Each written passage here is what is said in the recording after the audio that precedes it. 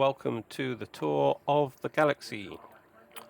We are in the Acheron arm of the Acheron sector of the galaxy. This is the third stream from there. I have arrived in the system we were aiming towards in the last stream, and I have landed on a planet which has life on it. And it's only one form of life. All right, let's just see where we are on the map.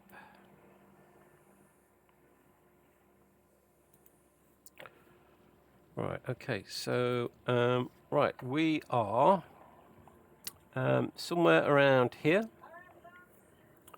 So the last stream we set off from this space station and found very little between there and here. Two systems before we got here, which is where the last stream finished. I found life, and this is the system we were aiming for, and this somewhere in this system there should be life that I was looking for, so life that I haven't, plant life that I haven't found previously. Right, let's go into the game now. Yeah, so it is dark,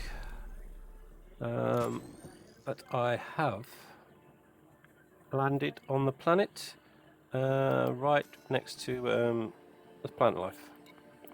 Right, so let's disembark.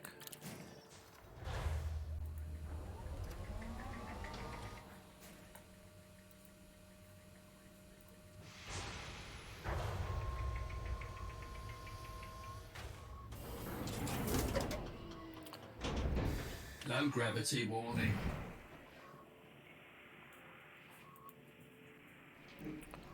Right, so we shouldn't have to go very far. We've got an entire forest in front of us, and this is the stuff we came to this system for. So it is Fontacula, but it is a different species to what you normally find, and I think possibly a different species to what I have found before.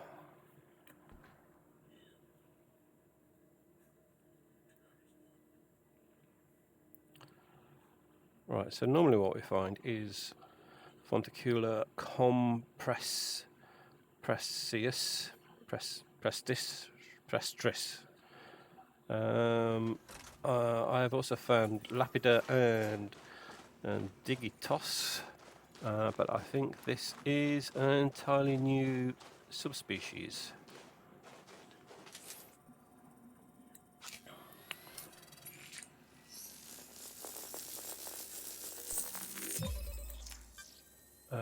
Yeah, so this is Upupum Emerald. Okay.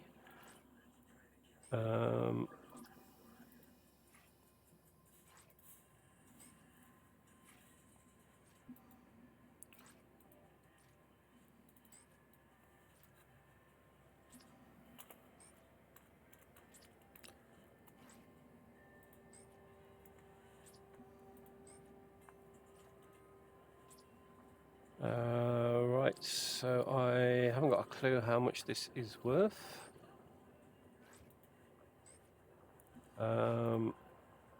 Never sold this before, so yeah, this is an entirely new species. Right, let's go and find a really good place for a screenshot for these. Oh, that is really quite nice there. So I'm actually going to go stand back where I was before.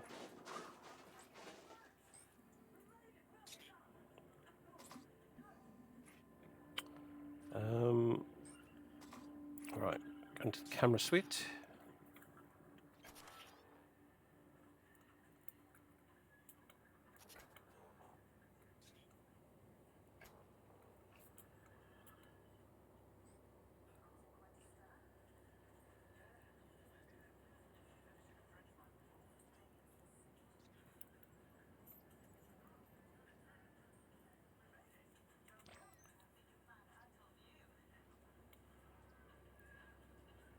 Right, I think that will go for our screenshot.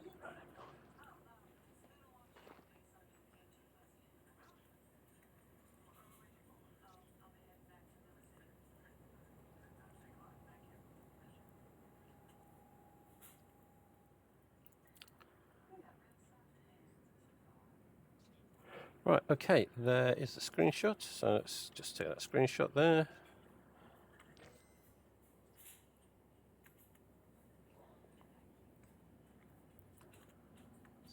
And I'll save that.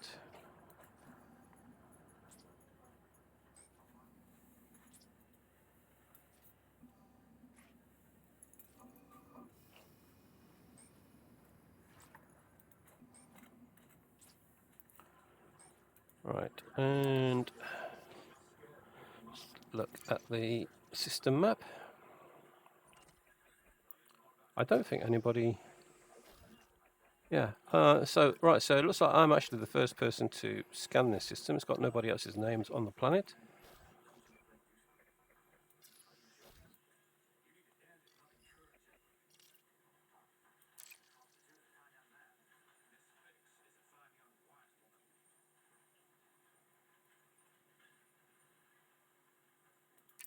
Right, so that's the name copied.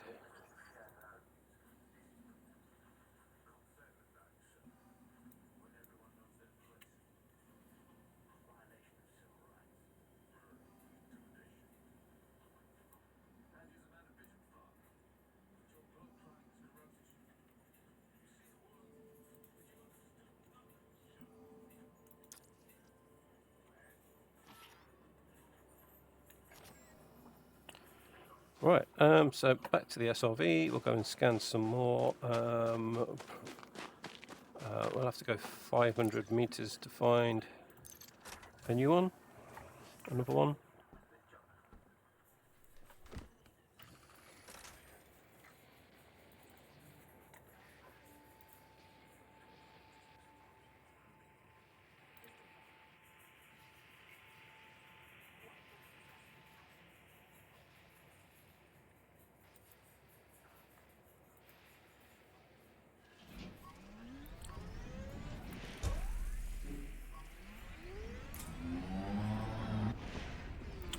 Right, there's some more back there. We'll go and scan those.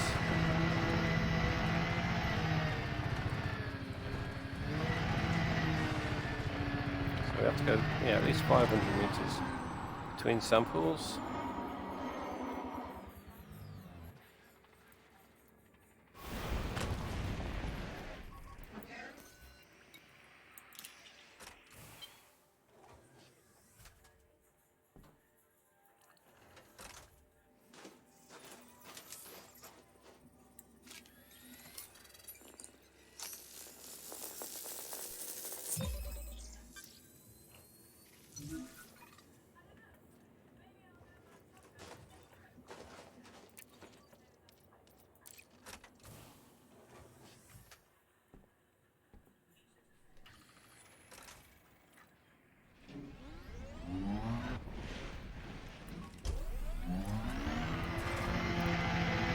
Let's go somewhere over there, find some more.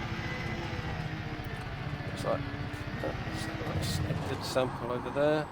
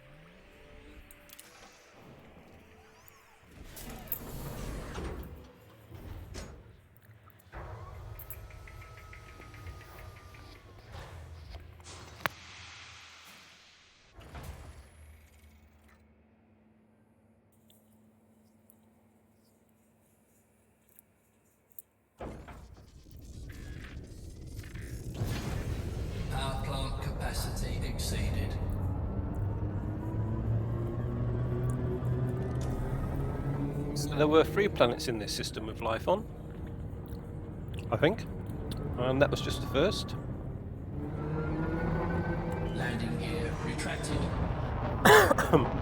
And again, that only had 1 form of life on it. I was expecting that to be bacteria, not anything of interest.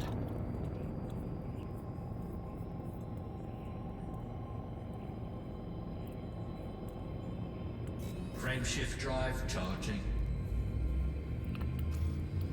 4, 3, 2, 1. Engage. Right, so we're going back into orbit. While we do that, we'll plot a route to the next planet.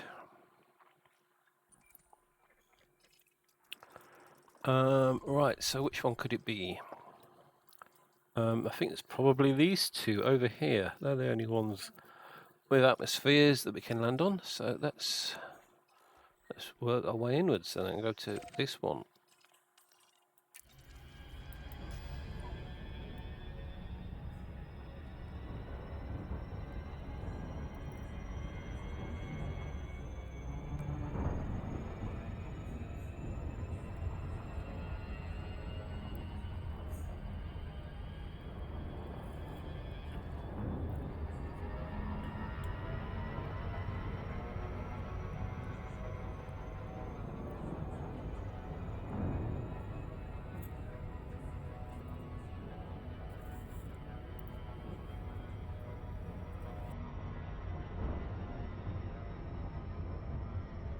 Hi Paul, how's it going?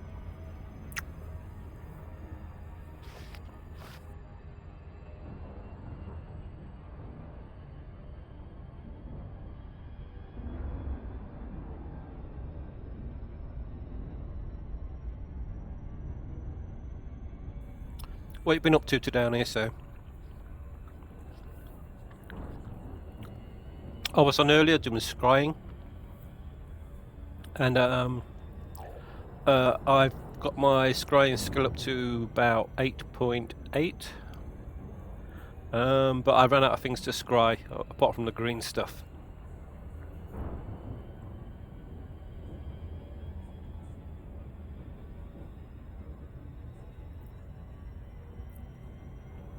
All right, okay, do more of the event stuff.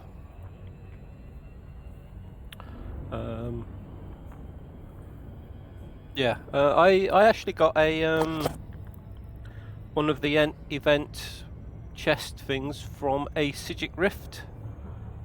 Or it might have actually been from a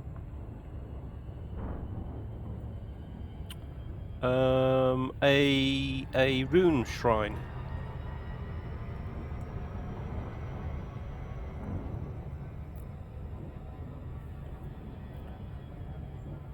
But yeah, I found some interesting stuff doing the scrying. There's lots of different types of armor sets that give you an effect with just 1 item of armor, but they come in bits. So there are rings, and I've got 1 armor piece, but they come in 5 parts. So yeah, it's probably going to take a long time before you can put all 5 parts together.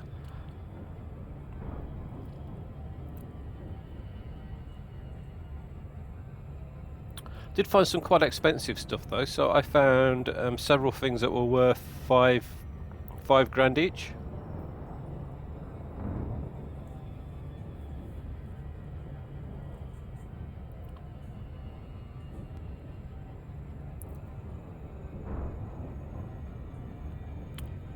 Yeah, so got to wait till I get a few more leads. I have got 2 master things, but I need to get my skill up to 10 before I can scry those.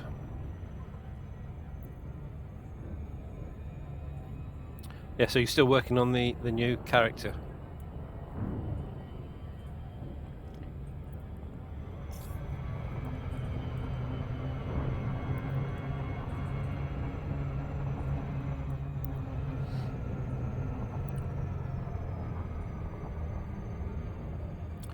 I spent a bit of time last night in the Imperial sewers trying to collect var stones. I only managed to get about, I don't know, maybe 1,000.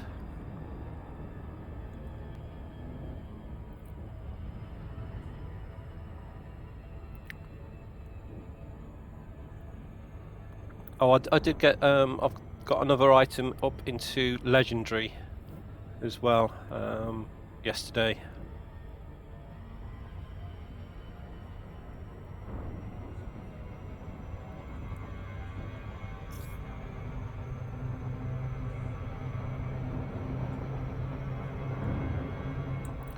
Right, let's see what's on this planet.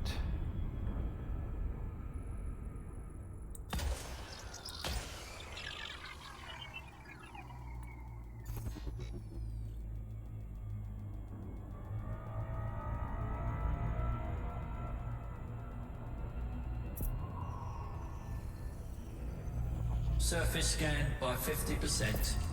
Surface scan complete. Right, so I've got two forms of biology here. Oh,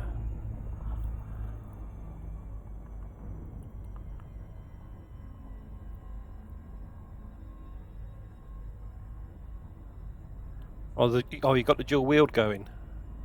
Again, I'm not tried that. So does with dual wield, does one mouse button do one side and one do the other side?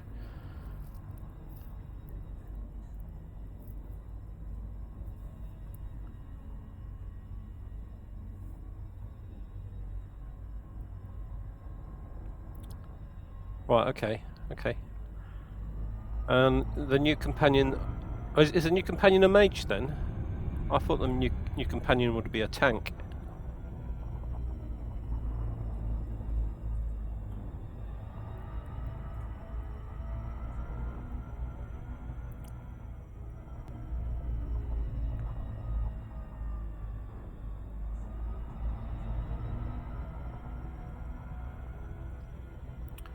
Right, got to concentrate a bit on the game while I just land on this planet. So we have, let's choose what we're looking for, because that's going to be everything. Right, so we've got bacterium and tussock. Right, so tussock, okay. Orbital flight engaged. So tussock is just grass. I'm not seeing any high concentrations from here.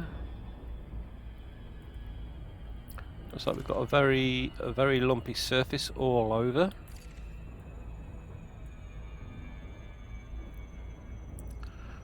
Right, so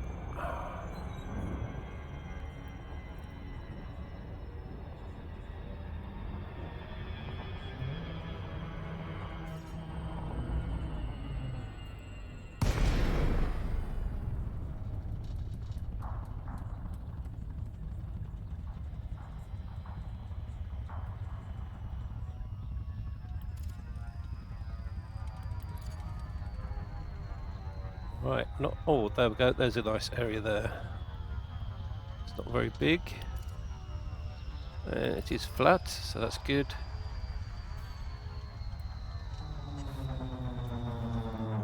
Right, we should be able to land there.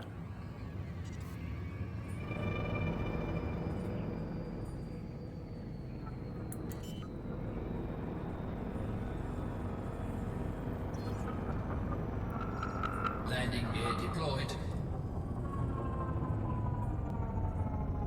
Oh, we're right on the edge of a cliff as well. Yeah, this area doesn't look like it's going to be big enough to get several samples of.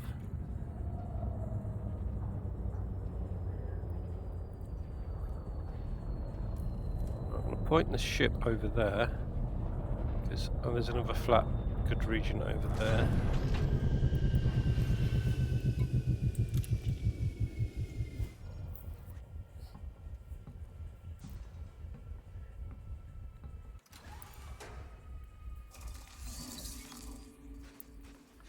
Oh, right, I think I'm going to need the SRV for this.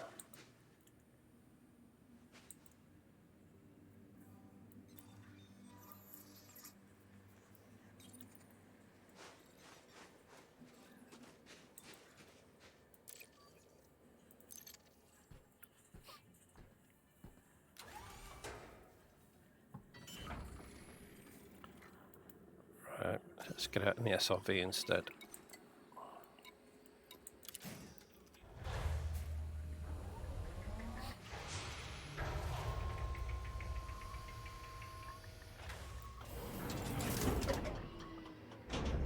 Low gravity warning.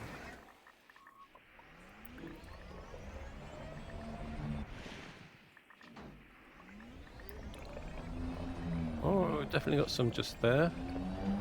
I'm going to head over here before getting the first sample because I'm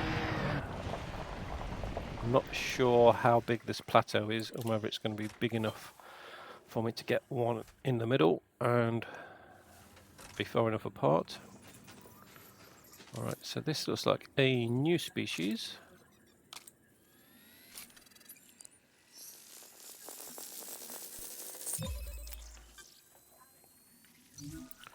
So this is tussock V something green.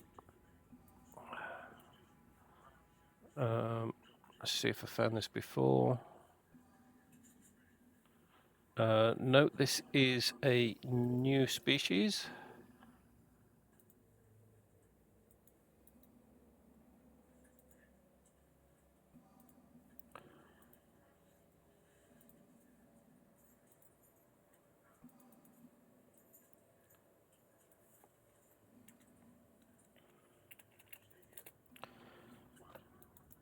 Right, I've got a nice screenshot there we can have.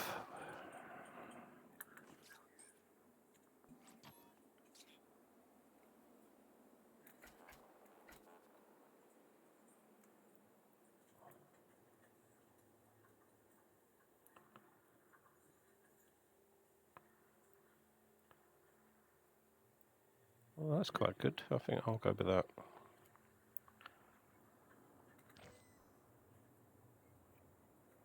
Just walk out from behind there a little bit.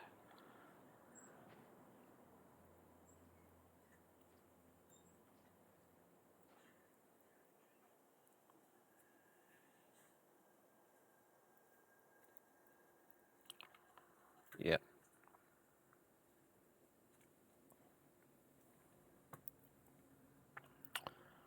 And save that screenshot.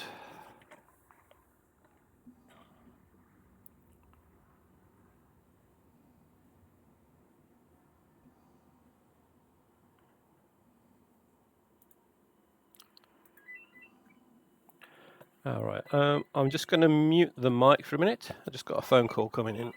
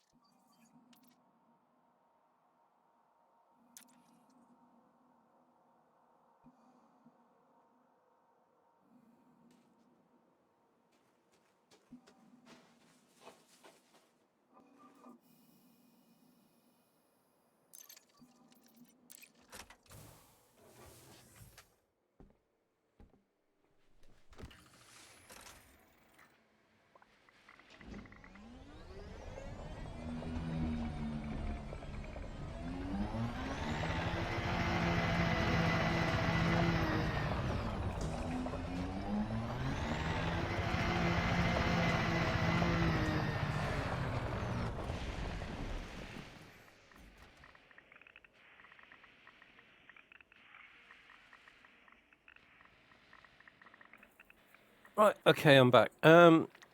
So yeah, got some nice grasses here. Oh, somebody else has joined. So welcome to the tour of the galaxy. We're playing Elite Dangerous, working on the xenobiology ranking, and we're on the far side of the galaxy from Earth, anyway. Pretty much is as far as you can get away from Earth, although I've got a long way to go to get to the furthest point. So yeah, we have found tussock on this planet. So tussock is basically grass. I've got to scan 3 samples. That was the second one. There is also bacteria on this planet, although I haven't seen any yet. So let's gain a bit of altitude, see if we can see bacteria. Yeah, no, I can't see any bacteria, so I will give that a miss. Just got to go and find some more grass. Right, so this is the second system, second planet in this system we've stopped at. The first one we found some giant mushrooms would probably be the best way to describe them. They're about 12 foot high, translucent blue colour.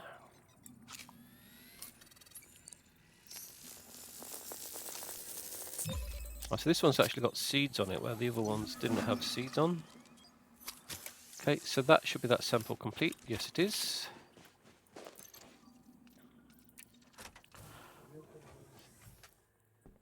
Right, so now we go back to the ship, and there is one more system, one more planet in this system for us to go and visit. That also has 2 forms of life on it.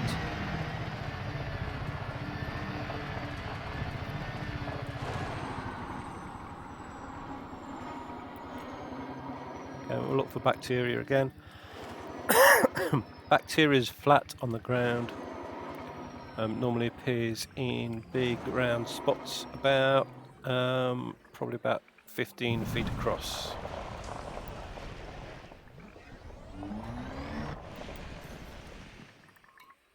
Yeah, 5 meters, 15 feet. Oh, no, I don't want to get out of the ship.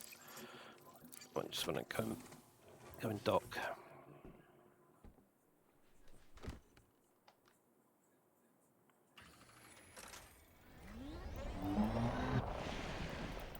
Alright, so I'm going to board the ship.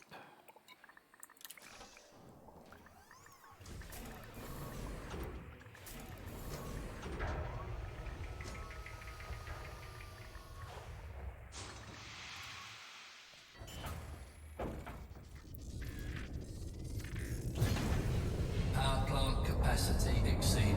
Right, so there's the galaxy. We are pretty close to the edge of the galaxy here. Landing gear retracted.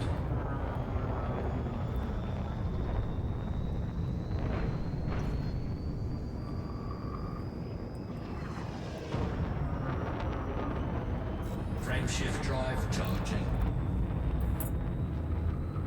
4, 3, 2, 1. Engage.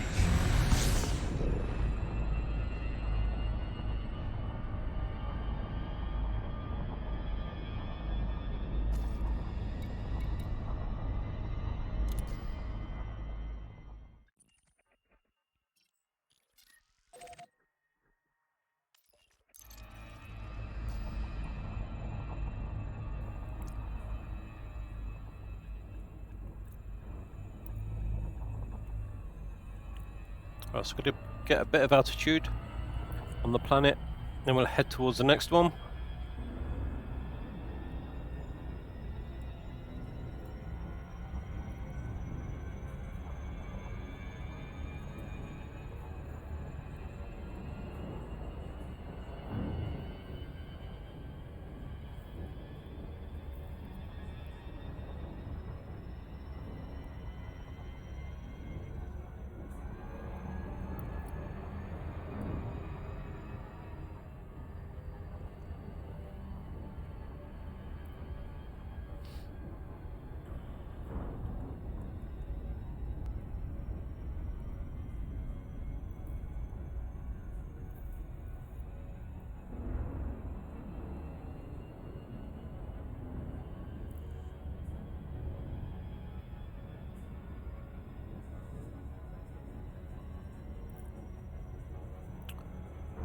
Right, so that is 1,000 light seconds away. Beginning to build up some speed now, so yeah, we're now being measured in terms of fraction of the speed of light, so it's not going to take us that long to get there.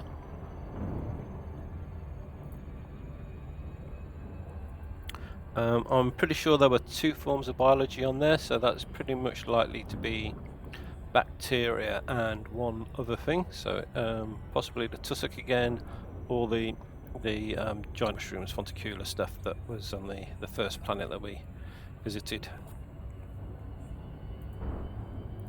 So after we leave this system, we'll be going to another system which is not that far away, which also has life on it of the type that I've not seen, at least not seen recently, possibly never seen before.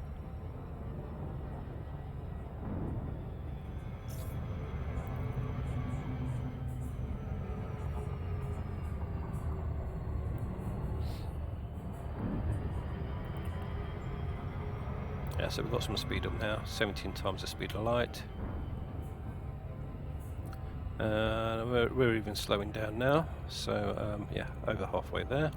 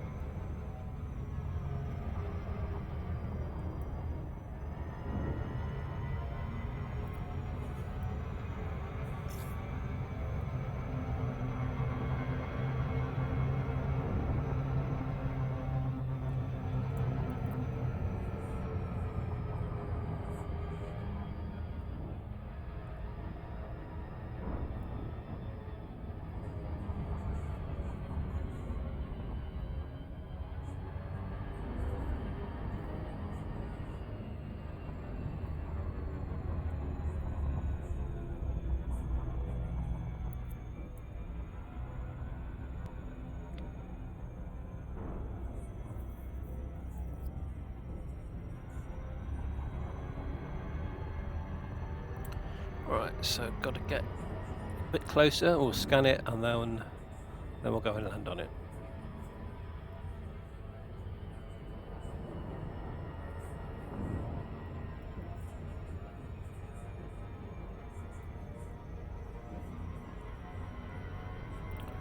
Right, okay, let's scan it now.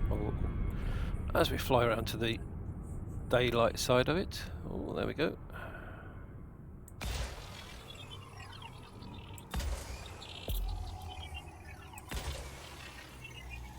Surface scan by 50%.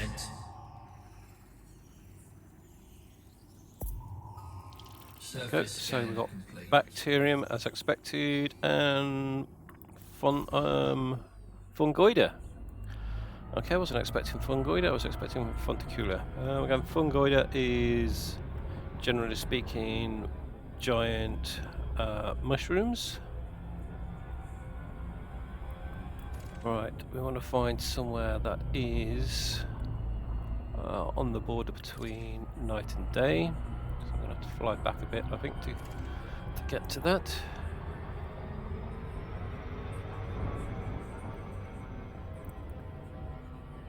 Yeah, so we're getting... Orbital flight engaged. So we'll go and land just there. The turquoise zones are the areas of high concentration, although in this case it looks like they are also areas that are very bumpy.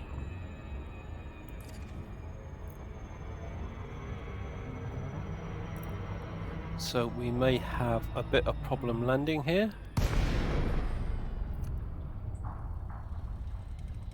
Fungoida are one of the harder ones to find. They're generally speaking are quite far apart.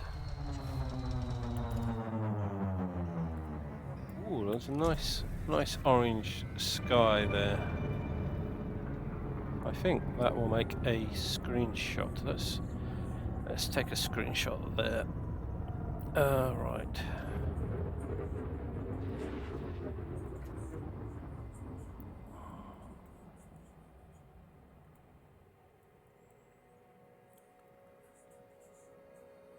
Shall we go a bit further back with that?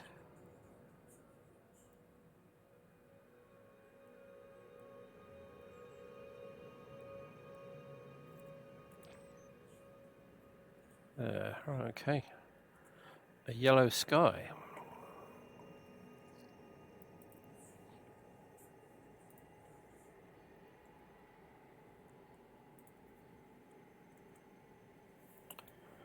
Right, and what's that?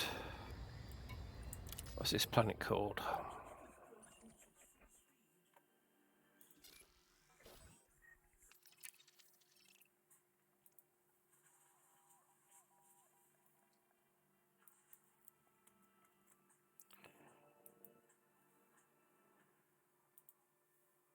Right, okay, so let's now go and find somewhere to land. This isn't going to be as easy as it sounds.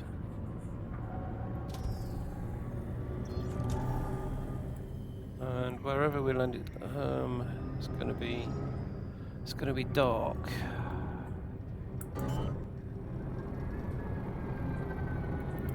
I can see life. I think that's life down there, or is it just rocks? Deployed.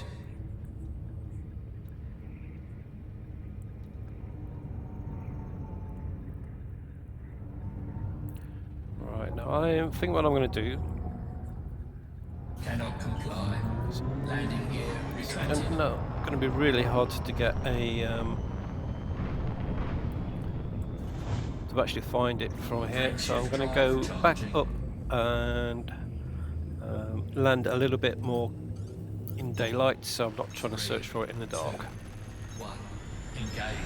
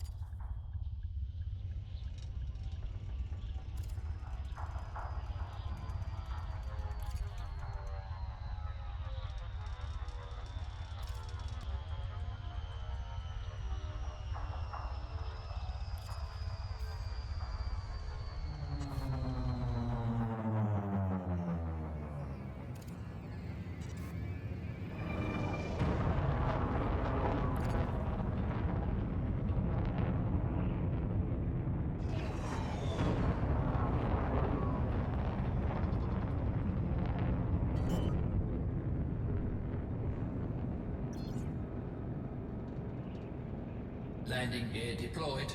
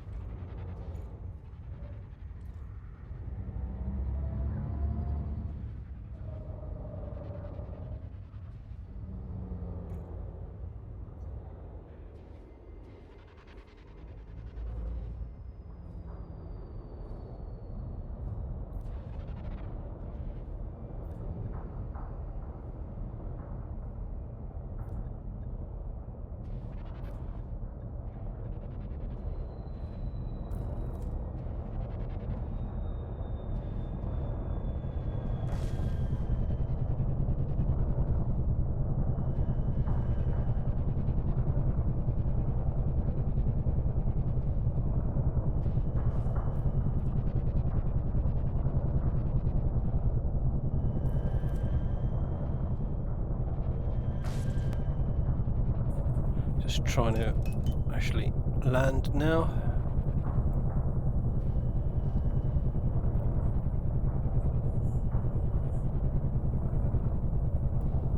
We're on the ground, we just haven't got enough feet on the ground.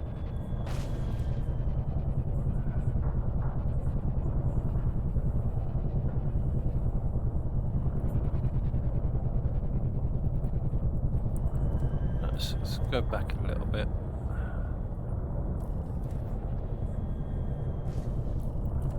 Keeping an eye on the shields as well, because they're taking a bit of a battering.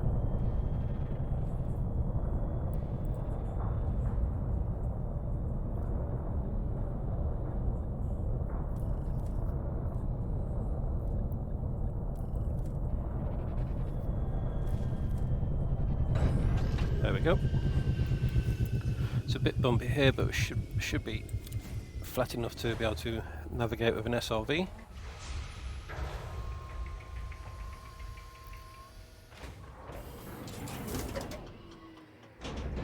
Low gravity warning.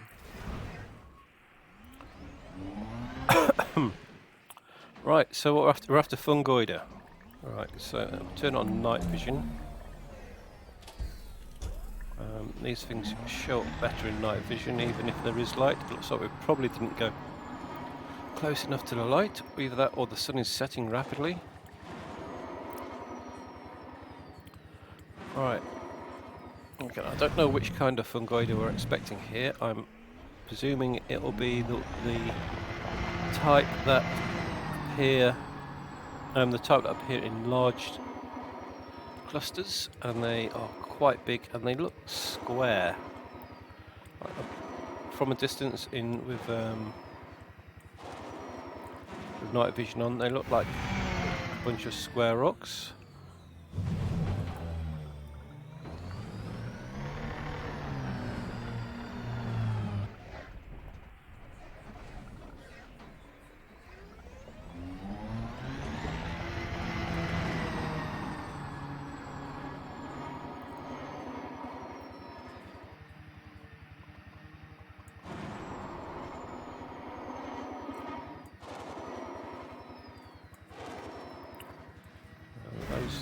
Those things in front, I'm pretty sure, just are rocks.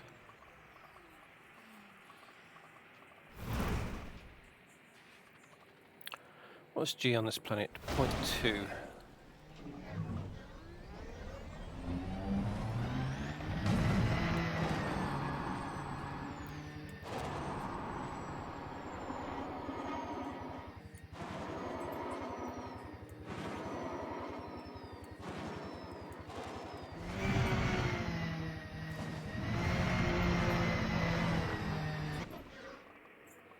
I should probably be looking over the other side where we have some light.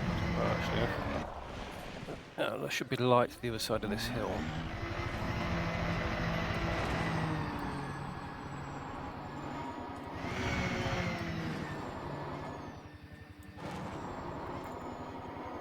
Right, so I've got some real altitude now.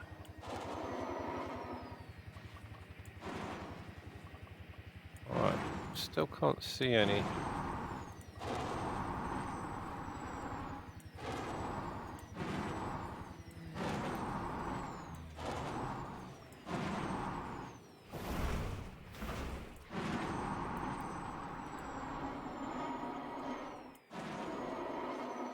Ah, there we go. That looks like some down there.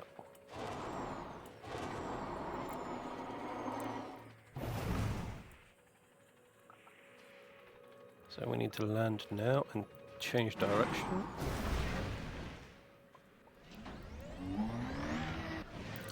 Right, so somewhere in this direction.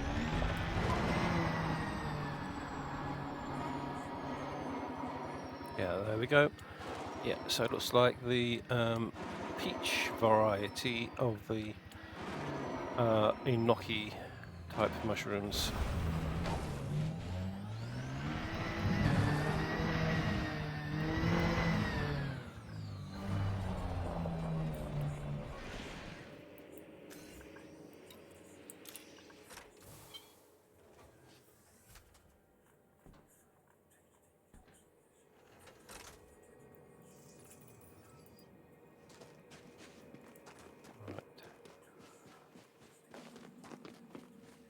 We only have to go 300 meters between samples, but patches are not that big, so we will have to find 2 more patches. But let's take another screenshot.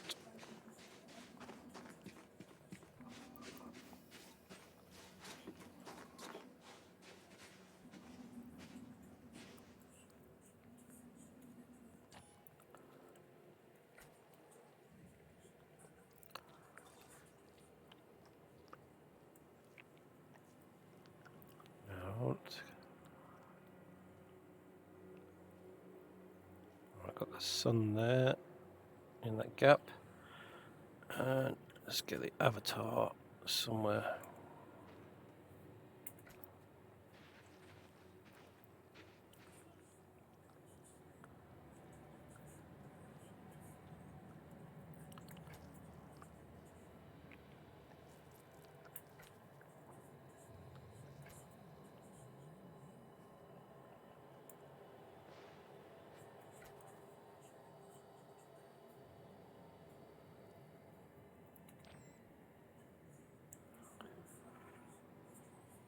Right, okay, that's the screenshot.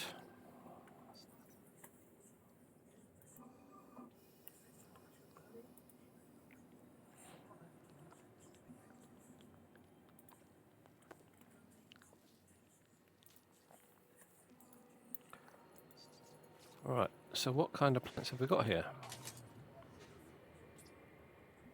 Oh, I just scanned it. I forgot to check the name. Alright, can I see any more clumps?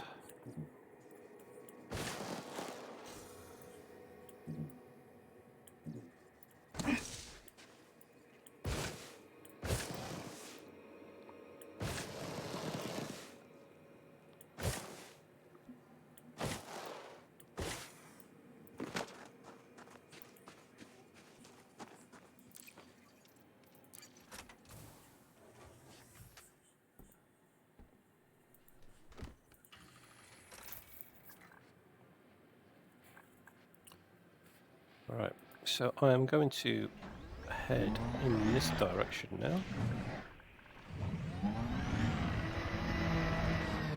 Nice. Oh well, if I can get it to stay in that direction.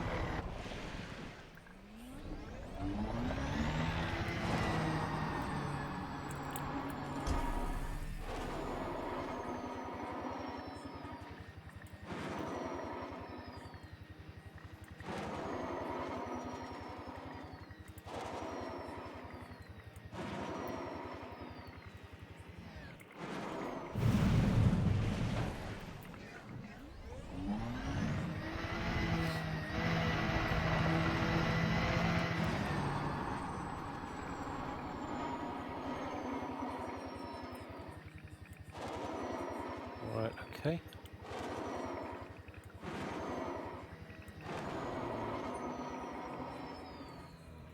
There's nothing there for quite a long way in front of us.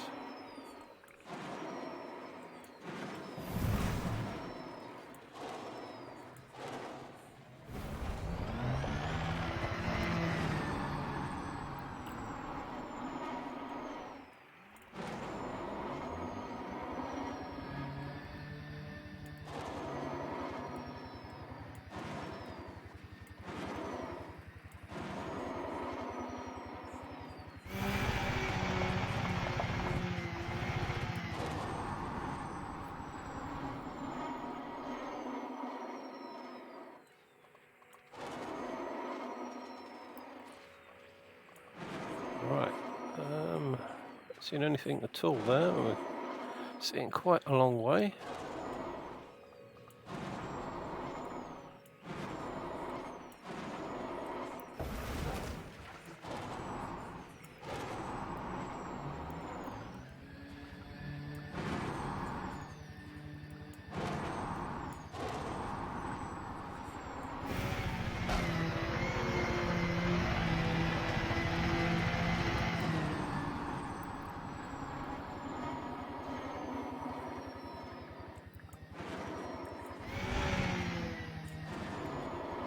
Ah, there's some. Right, so it looks like the ship has just taken off. So we've gone more than 2 kilometers away. I was sort of expecting that to happen.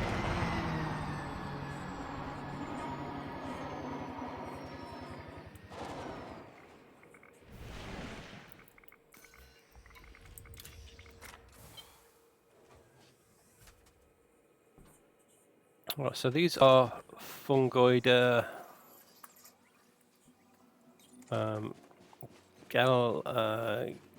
Galata. Oh, right. So I think that was somebody just following me. I'm not viewing anything at the moment. Right. So new person. All right. Hello. Welcome to the stream.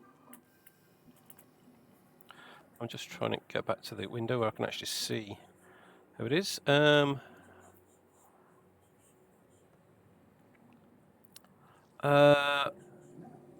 So right. Spacers. I'm not sure who that is.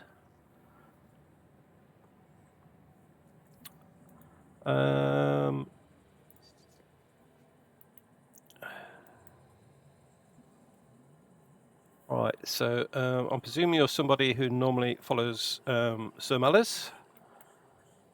Yeah,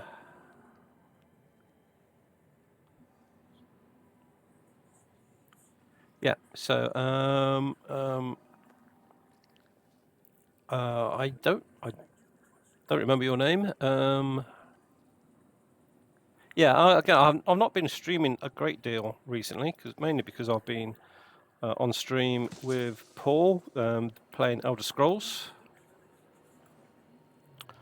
So yeah, I'm only doing sort of 1 or 2 streams a week at the moment.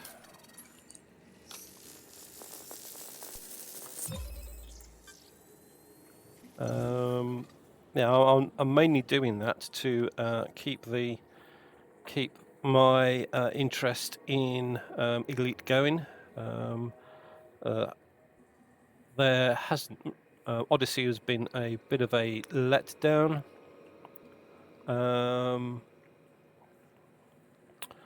But yeah, it's still enjoyable, and I'm hoping that they'll fix the frame rate issues before I get back to civilization, basically, because I'm right on the edge of the galaxy.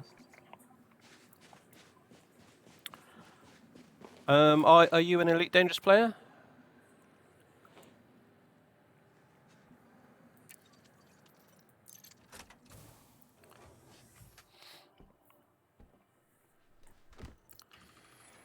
Yeah, so it's a space sim game. I'm not sure if you've seen a stream with Paul.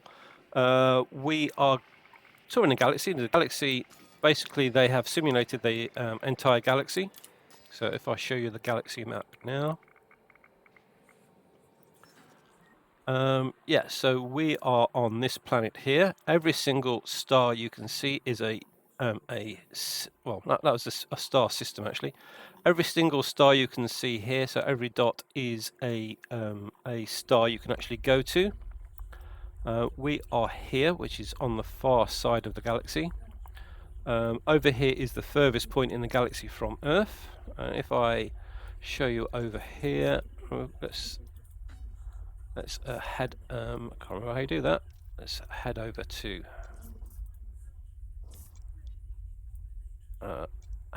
there. Right, I can't remember how. It's been so long since I've done. Right, let's just use that. All right, so yeah, so this is the center of the galaxy here.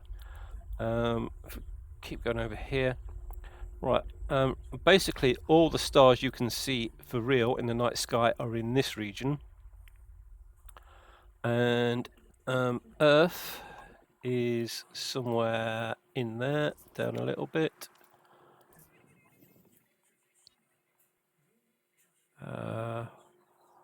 Where is it?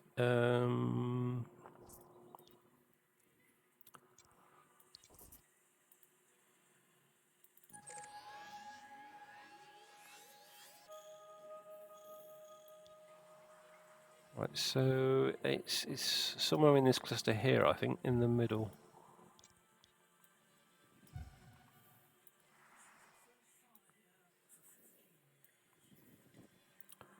I have forgotten how to use the bookmarks. It's been that long. Right, so that's where my spaceship is.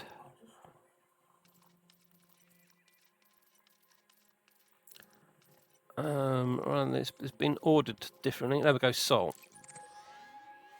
All right, so there's Sol. If we now go into the Sol system there, we just view the system.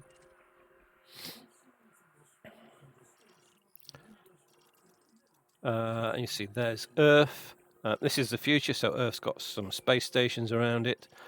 Mars has been terraformed, so it has an atmosphere. Yeah, and that's the solar system. So you've got Jupiter, Saturn, Uranus, Neptune, Pluto, and a whole bunch of other dwarf planets.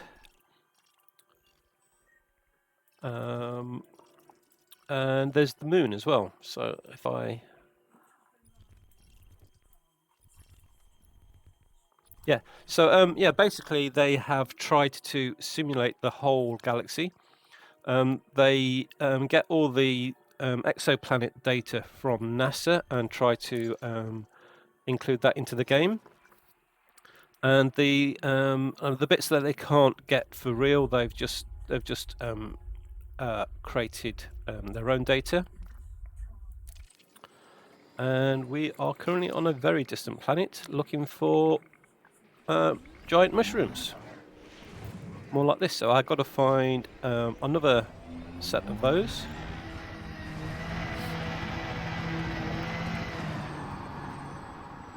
Then we have some over there, so yeah, it's beginning to get dark. I actually took off and re-landed here so that we could get to some more daylight.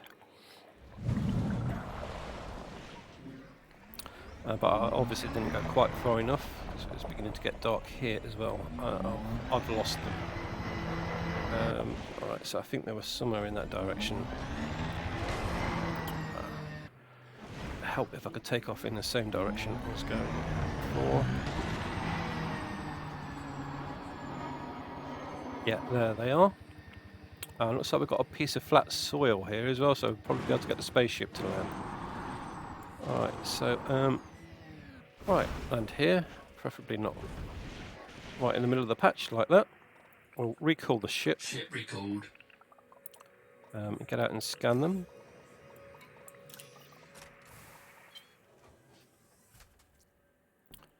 Now these are probably worth about 174,000 credits. I've not got precise.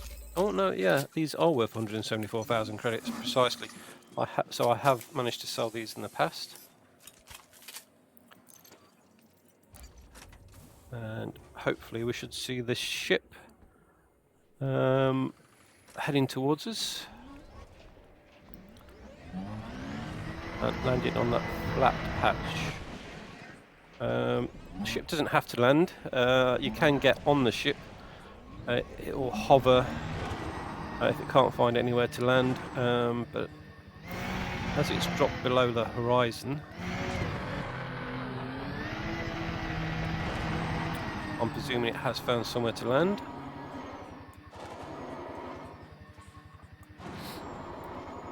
Yeah, so the SRV has limited flying capability depending on gravity on the planet. We're on a planet that has gravity of 0.2 g, which basically means if you weigh 100 kilograms in reality, you will only weigh 20 kilograms on this planet. Which means I can fly a reasonable distance. Right, now it's hovering and it hasn't opened its landing bay. Right, so I'm going to have to dismiss it. Ship dismissed.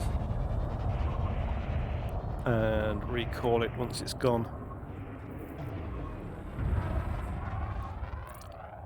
Yeah, it's not very good at landing on rocky regions. So as soon as the blue dot disappears from the radar, I will recall it and try again. Ship recalled.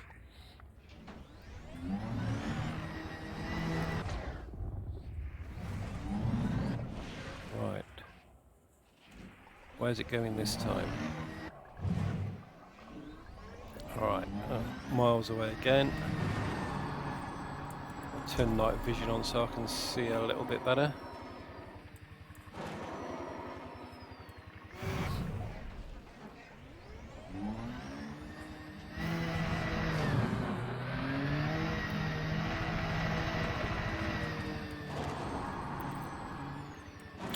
Alright, it's hovering this time. I suspect it will give up and fly away.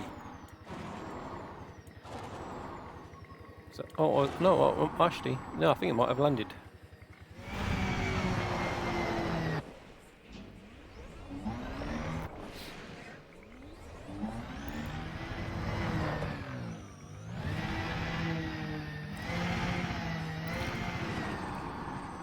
Yeah, so the amount of content in the game is massive. So there are over 1 billion systems to visit, and in the 7 years the game's been going, they actually released the other day what percentage of those systems have been visited, and only we still only visited 0.05% of the galaxy. Can we board there? Yeah, we can board.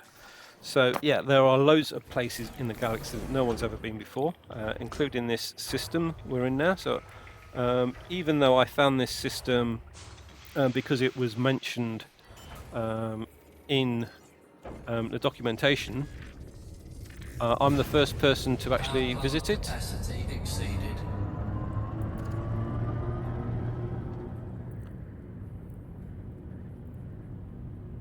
Yeah, so we've got massive planes over there. There aren't that many stars in the sky because we're on the edge of the galaxy, so there are far fewer stars. But if can we actually see the galaxy on this side of the planet? Oh yeah, there's the galaxy. But yeah, that's pretty much the whole of the galaxy laid out before us. Right, so Cannot comply. landing gear down. Landing gear retracted. Frame shift drive charging. Well, escape the planet's surface. 3, 2, 1. Engage.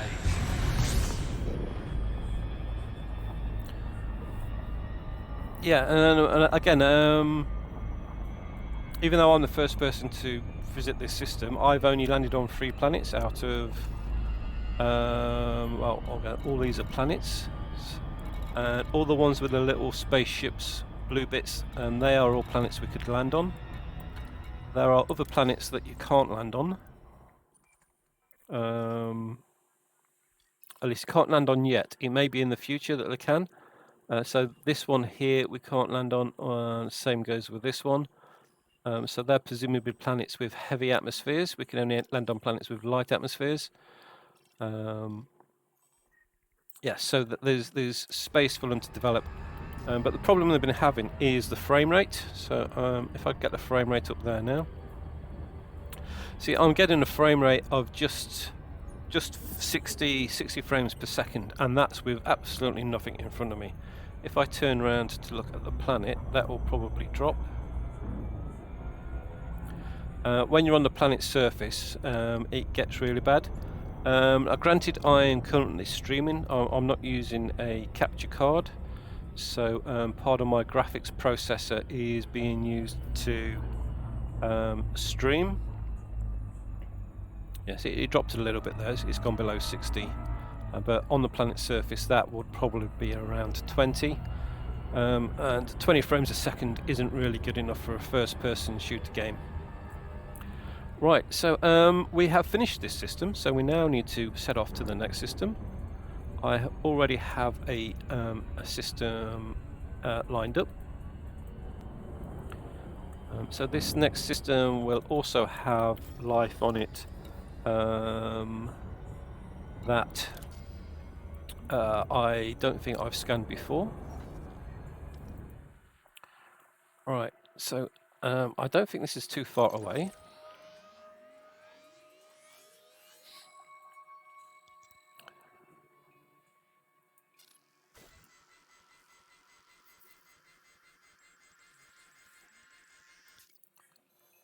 Yeah, so again, these are just local stars, and you can see that there's hundreds of them.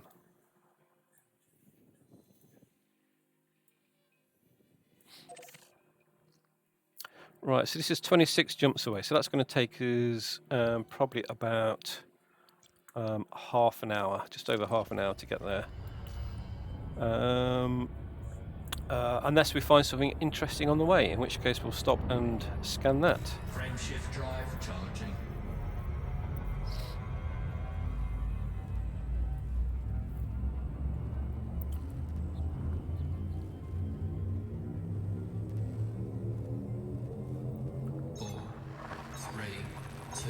All right, your bee's boyfriend. Okay, yeah.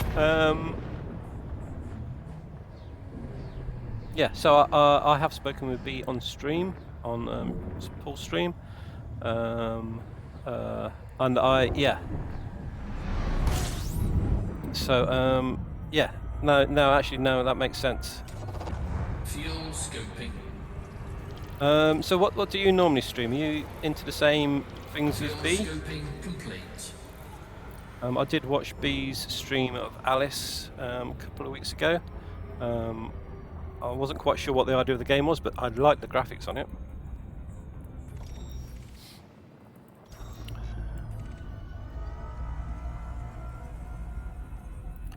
Right, so we are now in a new system. I've just scanned it. There are 15 bodies here, so I'm now just going to see what those are.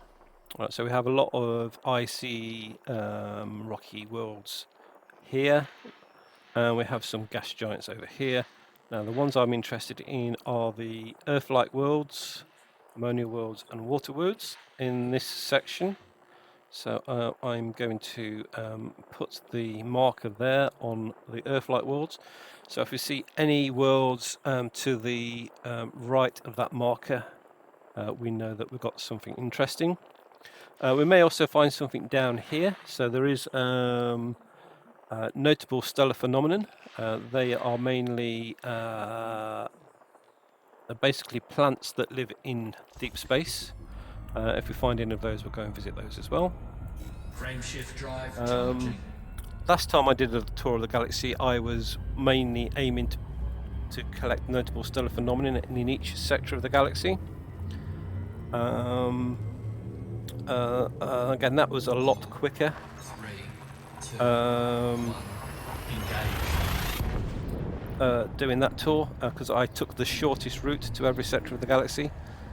In this tour, I am doing the longest route. So I'm travelling the full length of each spiral arm, travelling through each sector of the galaxy on the way. So the galaxy is divided pretty much by the spiral arms. Fuel scoping complete. So I'll show you the map of the galaxy after we've scanned this system. So again, there's nothing in that system we want to scan.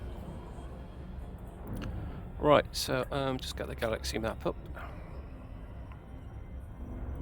You can access the galaxy map from the Twitch about section if you want to look at that yourself. Yeah, so this is the galaxy map, and so we started at Sol. We went to this tip of the spiral arm here, followed that around to the center. That took about 2 months, and now we're following the spiral arm around outwards to this tip. But I started playing Elder Scrolls somewhere around here, which has slowed me down a lot since then. Yeah, so when we get to that tip, we'll be going to this fleet carrier here. So a fleet carrier is a player-owned spaceship that you can dock at and refuel. So we go to this fleet carrier and we'll go straight over to this end of this spiral arm, and then we'll start working our way back in. Now I will stop at Colonia. So Colonia is another region of space where there's a lot of human activity, just like the bubble over here. So and there are some engineers there which I need to collect. So I will go to Colonia and stop there for a while and collect the engineers before completing that spiral arm back to the centre, and then we'll follow straight out the other side of the centre and follow this spiral arm round to this tip, which will have taken us the full length of all the spiral arms in the galaxy.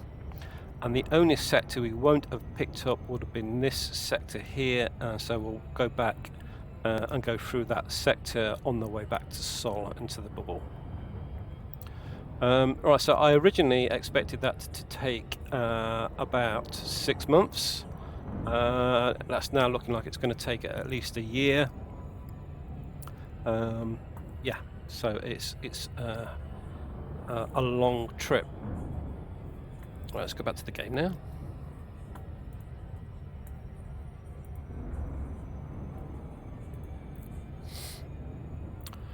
Right, so there was nothing in this system we wanted to look at, so off to the next system.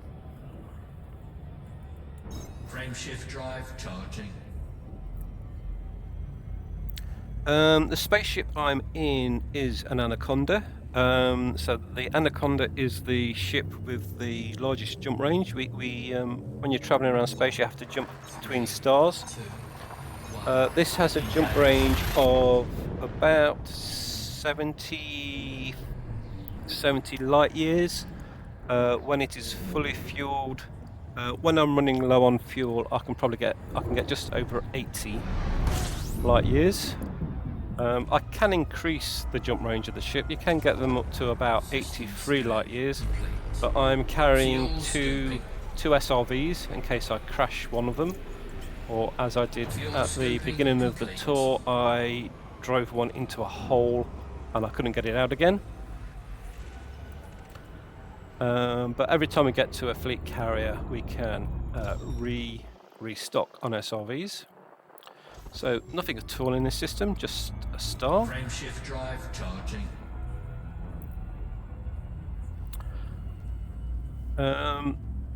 Let's talk you through the interface a little bit. Right, so in the middle, at the bottom, we have the radar. That changes depending on whether you're in Super Cruise, which is what we are. At the moment we're jumping. So there's sort of 3 states of travel. There's jumping between systems, which is what we're doing at the moment. And then there's Super Cruise, which you can do within a system, and that will take you Fuel scoping. over the speed of light. And then there's normal space, where all the combat happens and any exploration happens in normal space. So yeah, at the moment we're in Super Cruise, and in Super Cruise the radar shows planets, stars, and it does show other ships if there are ships in the system as well.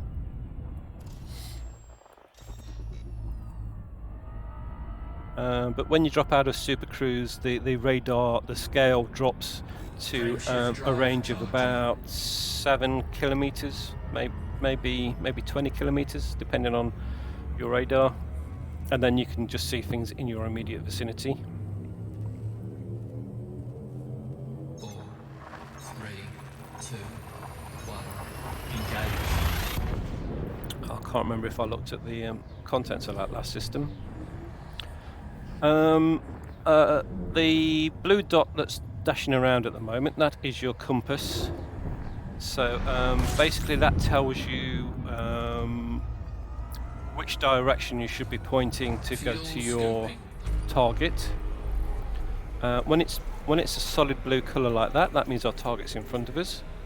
If it's blue with a hole in the middle, so I'll just turn over so we can see what that looks like. So when your target's behind you, it changes from a solid blue to a hollow blue circle, and that means your target's behind you, so you have to turn your ship around to go and find it. Right, so next to that there is a percentage number. That is your temperature. It's done as a percentage of the heat required to damage your ship, so that will start getting damaged as soon as that gets to 100%. And that happens when you get near a star, or if you boost a lot, or when we jump between systems, that will increase. So I don't want to start jumping between a system while my temperature is above 60, because that could take me into the area where it's damaging the ship. So I'm going to jump again now, and we'll see the temperature will increase a little bit. It will go up. Yeah, it's gone up about 20%. Yeah, if you did that while you were next to a star, so still hot from the star, you can overheat. The number that's jumping about all over the place on the other side is your speed, and that is being displayed in C. So 1C is the speed of light. If you get really slow, it drops down to megameters per second, so that's a million meters per second.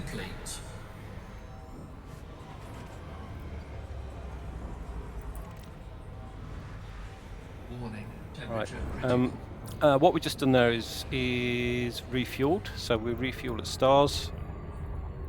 You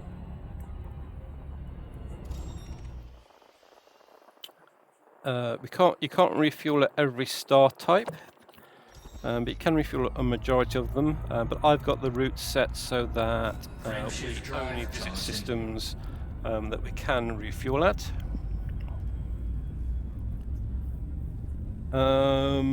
Just below the speed we have our throttles, so we can see there's a blue zone at the side here. Ready to engage. That blue zone is your ideal speed zone. You can go a little bit faster than that, but if you do, you have a chance of overshooting your target. So you need to slow down into the blue zone before you get to the critical point.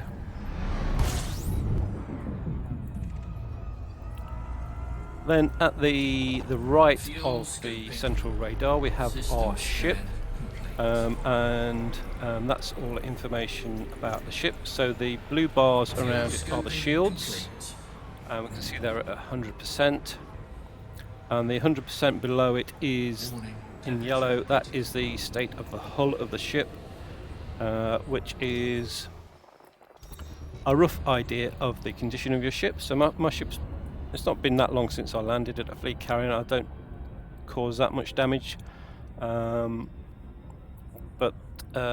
we can view that in more detail. If we go to the modules here, these are all the different modules within the ship.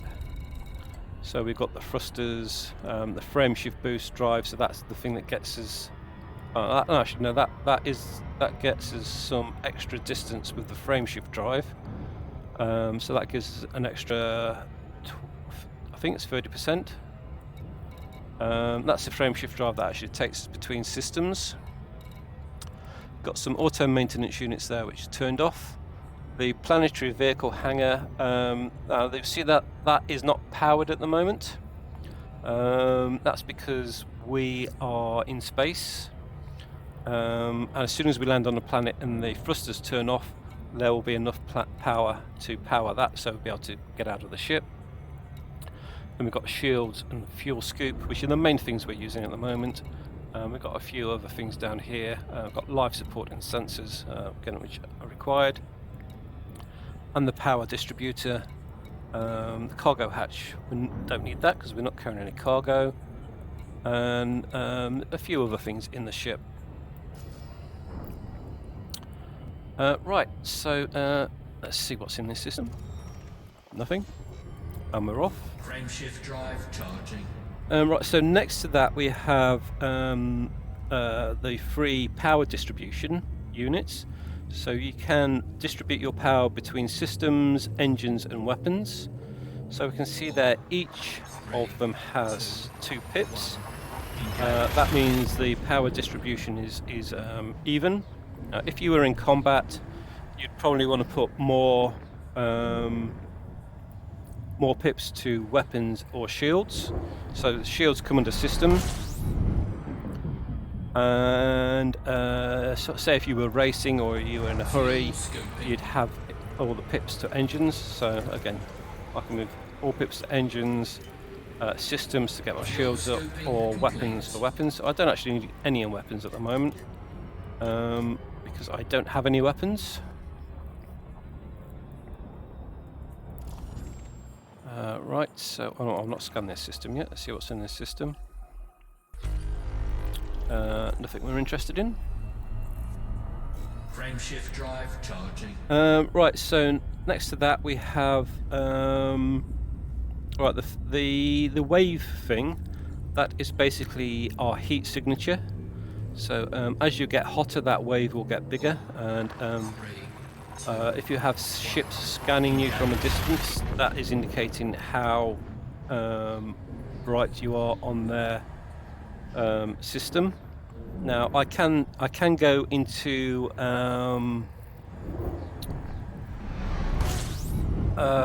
silent running mode, which will close all the vents on my ship so that I'm not actually emitting any heat, to make it harder for other ships to scan me.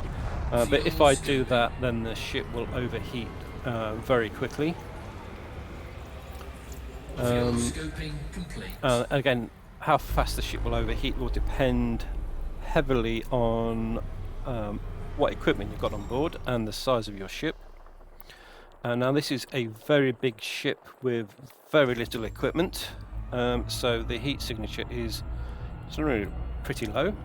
Frameshift drive charging. Below that we have the fuel. So the large wide bar is the main fuel tanks. The blue section is the fuel that will be used up on the next jump, and we see that has suddenly disappeared once the countdown starts. Now the fuel line above that, I think, is your reserve fuel. Never fully understood quite how that works. It might even be your reserve oxygen. Fuel scoping. But it doesn't seem to refuel when you refuel from a star. That only seems to get refueled when you refuel at a space station. So again, another system with nothing in it. And below that we just have some warning lights. So mass locked means you are too close to a heavy mass to get into super cruise. Landing gear means you've got your landing gear down, and cargo scoop means you've got your cargo scoop open. Right, so where we see the planets on the left of the main radar, if you were scanning another ship, all the ship information for the ship that you were scanning would be in there, and the stuff on the right is basically giving us navigation information. So nothing in the system. Frameshift drive charging. The yellow bars that are moving in the vertical center of the screen, that is giving us an idea of how fast we are going in space. So sort of a visual representation of our speed, so that we can visually see how fast we're going.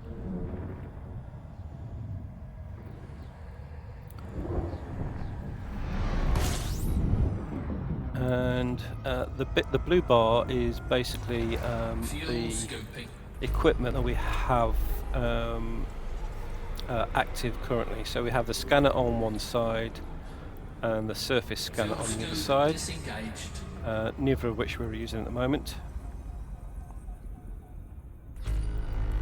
So that was this scanner actually scanning, so we just scanned the system, and there's nothing there. We're actually in exploration mode, which means you have the blue bars either side of the center of the screen. If we go to that button, that is combat mode, and we have the orange bars, and you get different weapons on there. So we've got our repair things on there and the surface scanner. Frameshift drive charging. Right, so off to the next system.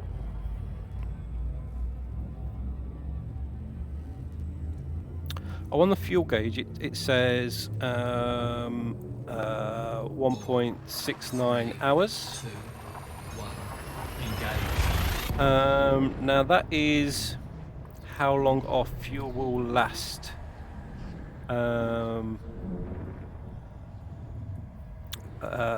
Basically, if you just kept going, doing what you were doing at the moment. So I mean that will increase. At least I'm pretty sure that will increase as we refuel.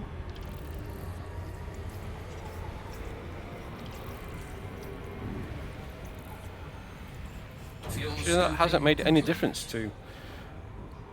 That could be the top fuel bar.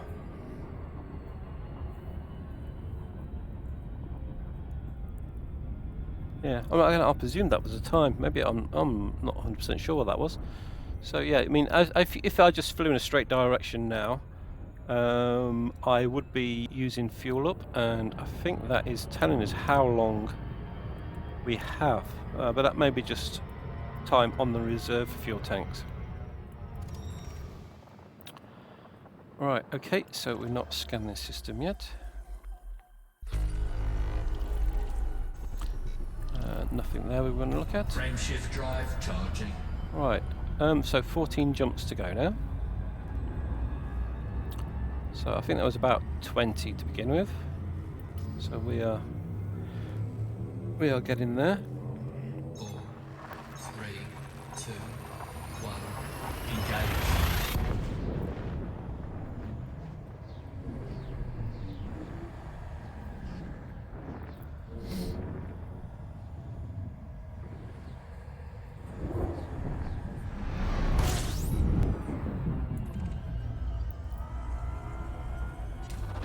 Fuel scoping. System scan complete. Fuel scoping complete. Right, nothing in this system. Frameshift drive charging.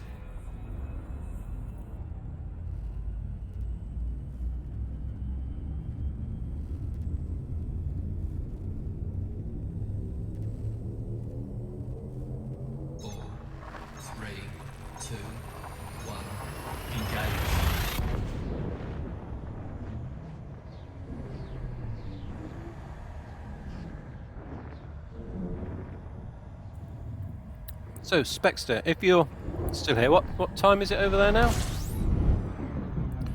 I imagine you're probably about 5 hours behind us. System scan complete. Fuel scoping complete. Frameshift drive charging.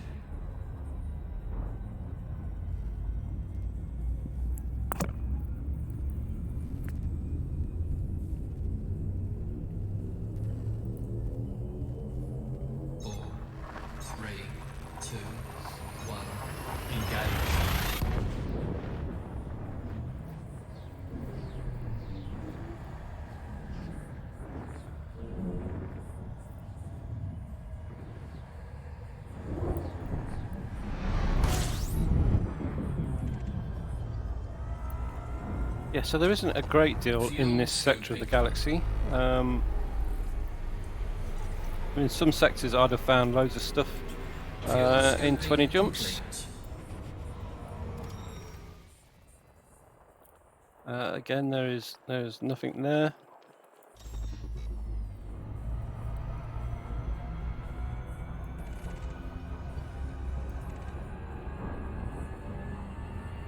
Frameshift drive charging. All right, this jump is very short, so it's only 29 light years.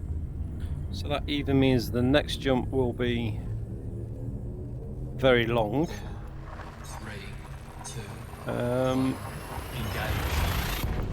or we're getting back into the area where there aren't actually that many systems around. We're heading roughly towards the centre of the galaxy at the moment, not directly towards the centre, but more inwards than outwards. Scooping.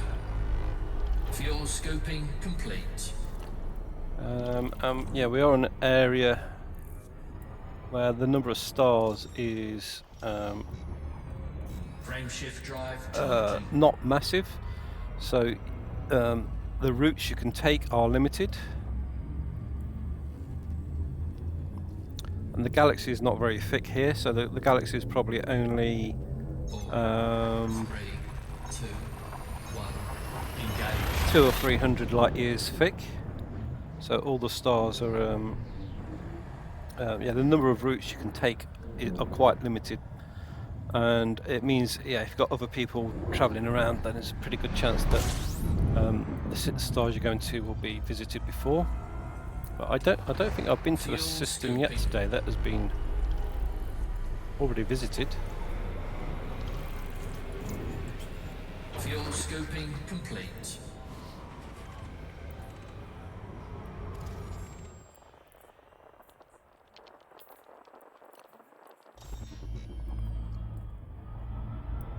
Frameshift drive charging. Right, yeah, when as 0.05% of the galaxy has been explored, you only really have a 1 in 200 chance of randomly finding another system that has previously been visited. Although in areas of space where there's a lot of traffic, so areas around fleet carriers, or areas between fleet carriers, and areas where there are space stations, you're far more likely to find a system that's already been scanned. And in areas where there isn't a lot of stars, because in those areas you don't really have much choice of the routes you take between them, so you're far more likely to find a star that has been visited before. Frameshift drive charging.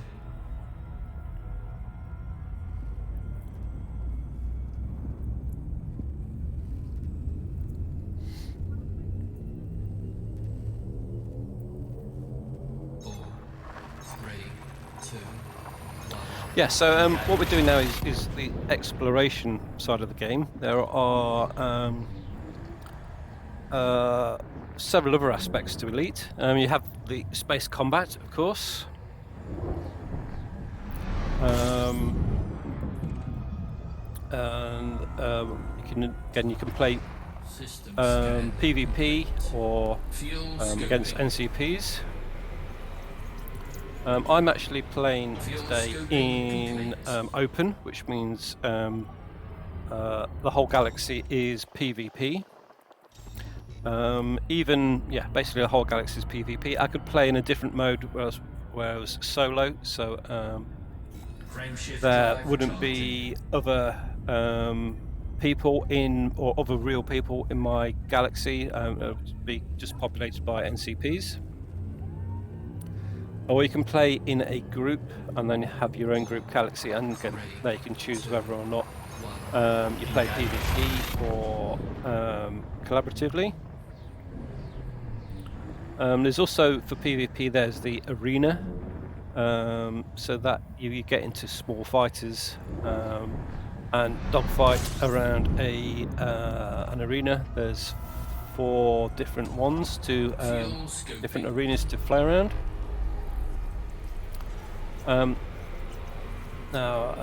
When I initially played Elite back in the 80s, my primary concern there was exploration, because they had 8 galaxies I think you could actually visit,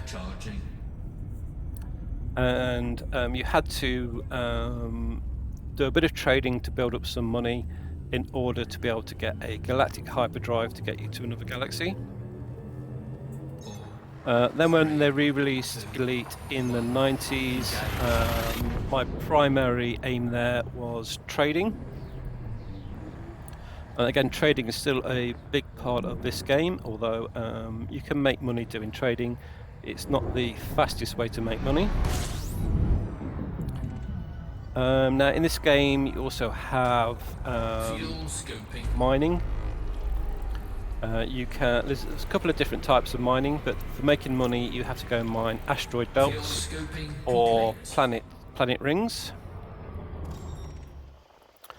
There's 3 types of mining you can do there. You can just fire lasers at the surface of asteroids and knock bits off the surface. There's actually 2 types of surface. So one's just firing lasers at them. One you have to fire abrasion blasters at specific minerals on the surface to knock those off. Or you could fire mining missiles into the meteor, and that will bore down and release buried content from just beneath the surface. Or you could actually blow the meteors up and get all the contents from within inside it. 3, 2, 1. Blowing them up is the most fun one. But the one to earn the money is just the surface mining, because you can get through a lot of them very quickly with set routes that are pretty much guaranteed to make you a certain amount of money per hour. And so that's the fastest way of making money. Combat comes in a different number of varieties. So you could just go around shooting other players. You can do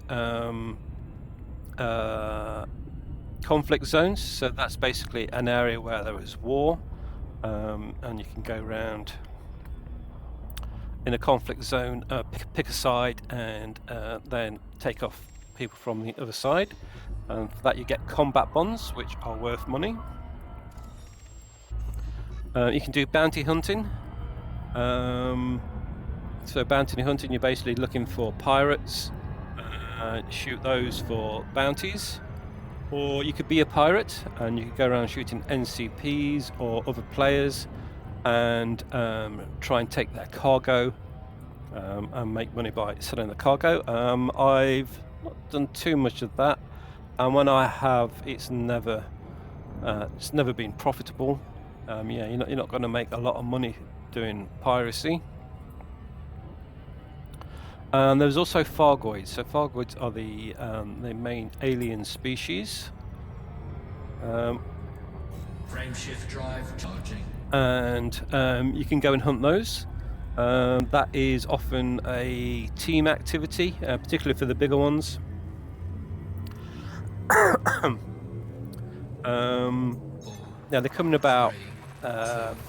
There's some small ones that are pretty easy for anybody to take on. And then you get the bigger ones, and they come in about 5 different sizes. And I can take on the first 3 sizes, but for the top 2, you're definitely going to need a group Fuel scoping. to take them on. I think some people can take on the 4th one, and there is another one that is very rare, which again will take quite a large group to take those on. A lot of the storyline at the moment is to do with Fargoids and the war with the Fargoids. Frame shift drive charging. You can also drive around on the planet's surface, doing surface prospecting. That gets you different types of minerals, but these are ones that you can't trade. They are basically used for engineering, to either improve your modules. You can take them to an engineer and they will improve the modules on your ship, or you can use them for synthesizing things like ammunition and limpets.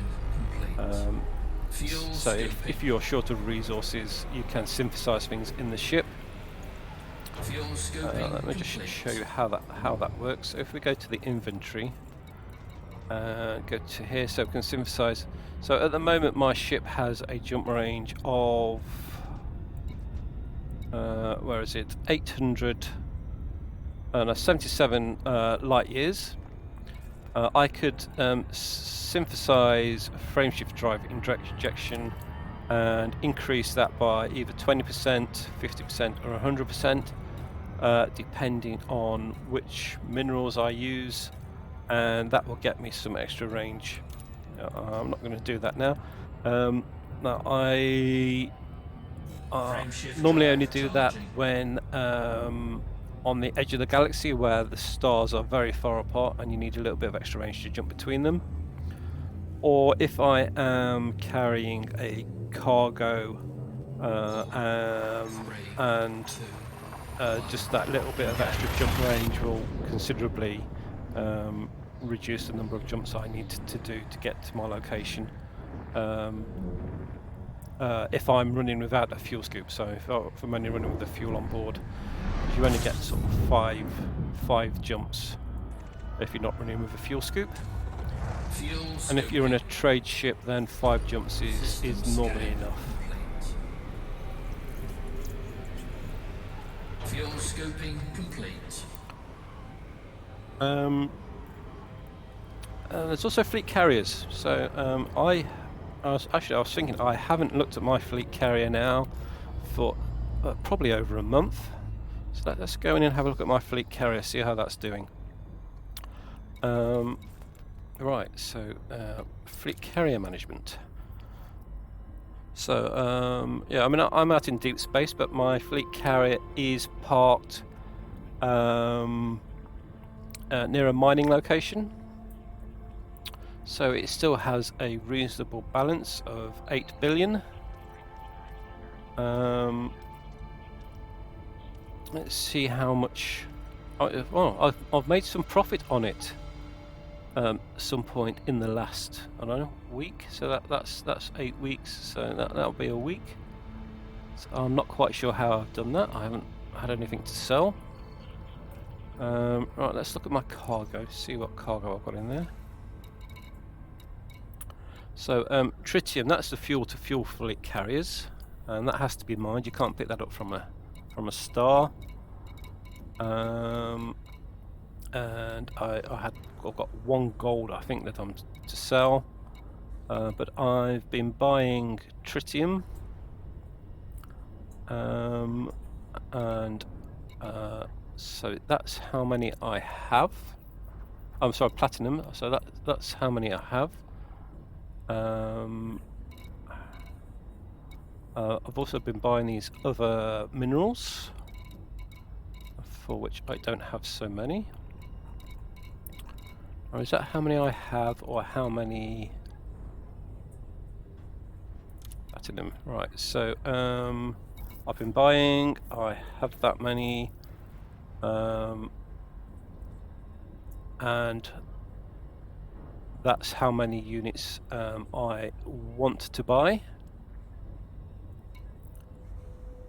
So yeah, so it's not been doing very good business while I've been away.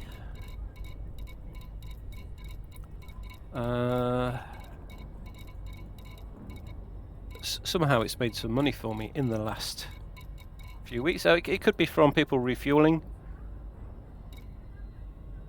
and buying limpets from there and various other things. So yeah, that is the fleet carrier. We can see the budget here, and I can add cargo or not. And these are all the different systems I have installed on the fleet carrier. So we have a bridge crew, which is essential, commodities trader, which is optional. So that's how I buy the stuff. Tritium depot, so people can donate fuel to my ship. Refuel station, so people can land on my ship and refuel. Repair crew, people can land and repair. And armory, people can land and re-armor. Other things in there is a redemption office, so that will enable you to redeem combat, no, not combat, bounties. Shipyard, that will enable other people to store ships on, I think they can store ships on the fleet carrier, I'm not 100% sure, but I could also sell ships, which I don't do. Outfitting allows them to sell modules for ships, which I don't do. Secure warehouse, so that if I was a pirate, I could set that up for other pirates to come and sell me their loot. And universal cartographics enables me to buy exploration data from people. So the kind of data I'm collecting at the moment, every time I scan a system, I could sell that to my fleet carrier, although that will be at a slightly reduced price from selling it to a normal space station. Right, let's go to the next system. Frameshift drive charging.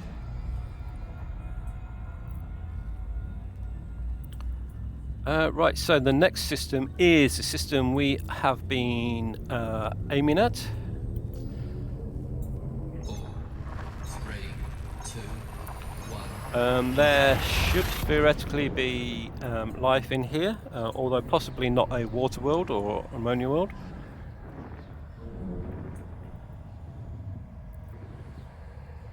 There's a pretty high chance that this will have been visited previously, so yes it has.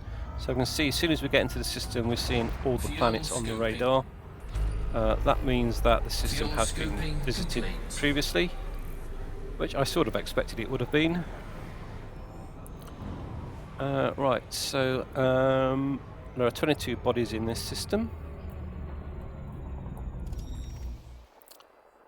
So let's scan them. So we've already scanned the system to see what type of bodies are here.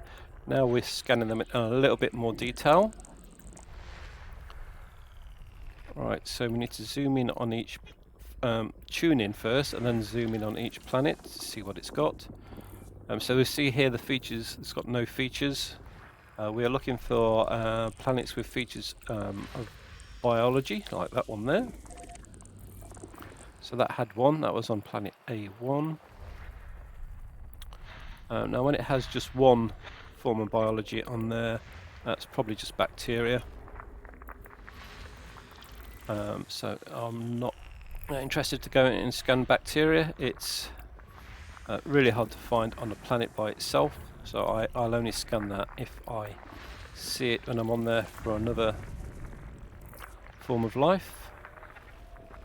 Right, so there's one biology there, so that's 2 planets to go and visit. None there. So get closer, none there. None there. None there, and none there. Right, so that B is a secondary star in the system. So there's nothing on that one. On that one. And I think there's one more around. It's hard to tune in on. There we go.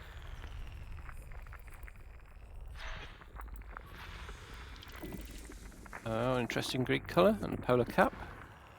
But no life.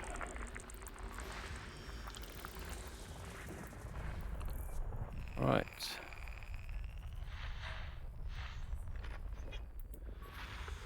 So it looks like we are in a binary system. I can't see a 3rd star there.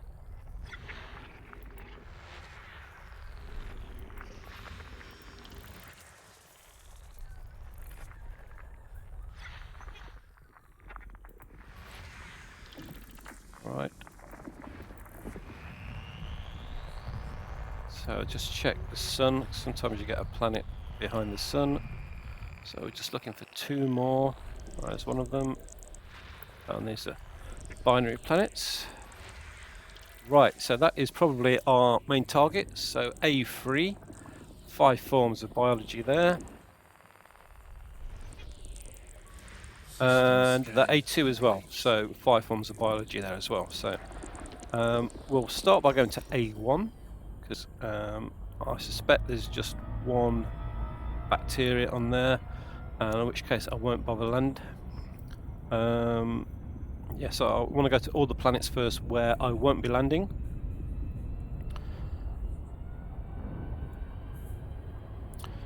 Yeah, so we're moving a bit slower now than when we were going between systems. So we're now heading towards a planet. And the speed on the dashboard is the important thing to look at there. So we're travelling at 19 times the speed of light at the moment and accelerating still. The numbers in the middle, so the top number is the distance in light seconds, and the one below it is the time it will take us to get there at our current speed. But of course we don't want to arrive there at 20 times the speed of light, so we have to slow down when we get to within 6 seconds of the location. So I need to throttle down to 75% and then we'll decelerate all the way to the planet. So it looks like this has a moon. Alright, so I think I'll go and scan the moon. It looks like the moon is on our side of the planet. I'm not going to overshoot that. Yeah, so right, have I overshot it by too much? No, that's, yeah, so I'll just go to the main planet.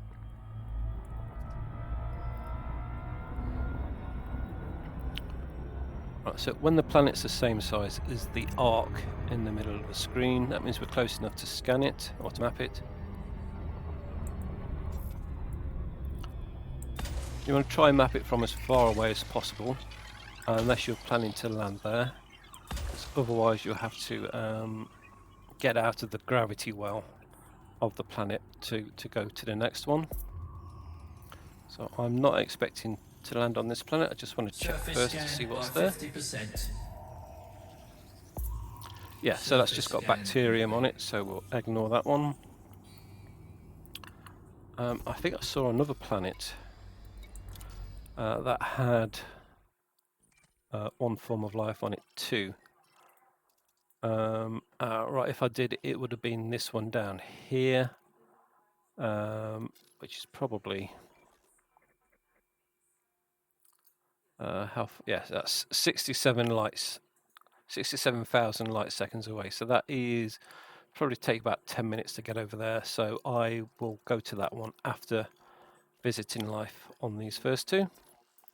Let's go back and scan that moon while we're here.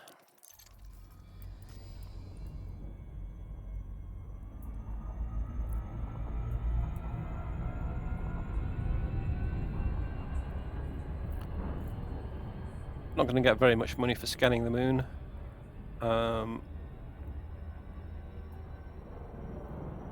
So you get most money for scanning an Earth-like world.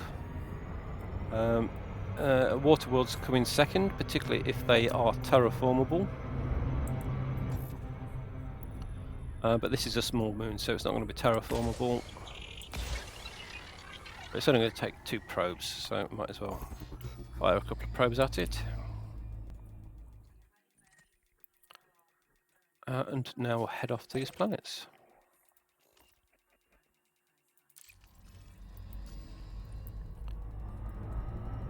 Surface scan complete.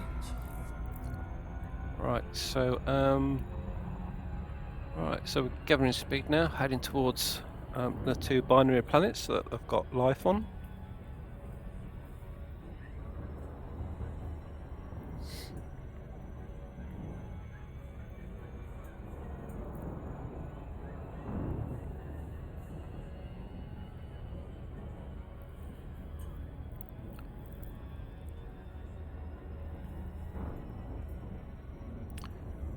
My avatar seems to have stopped moving. Right, why is that?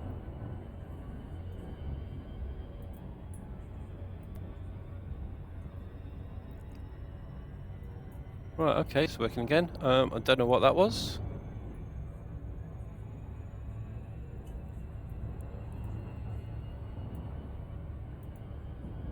Right, okay, it's working again now. Looks like it just froze. It's just jittering away in the corner, not picking up any information from the camera. Okay.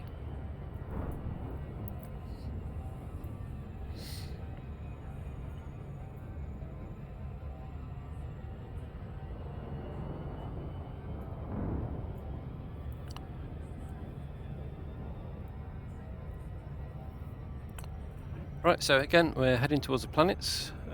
We are beginning to decelerate. So that happens automatically. You do have to give it a bit of a helping hand so that you don't overshoot. So when it gets down to 7 seconds, if you just drop down to 75% throttle, that should mean you'll be able to stop before going past it. Now these are binary planets and look like they're in pretty close orbit.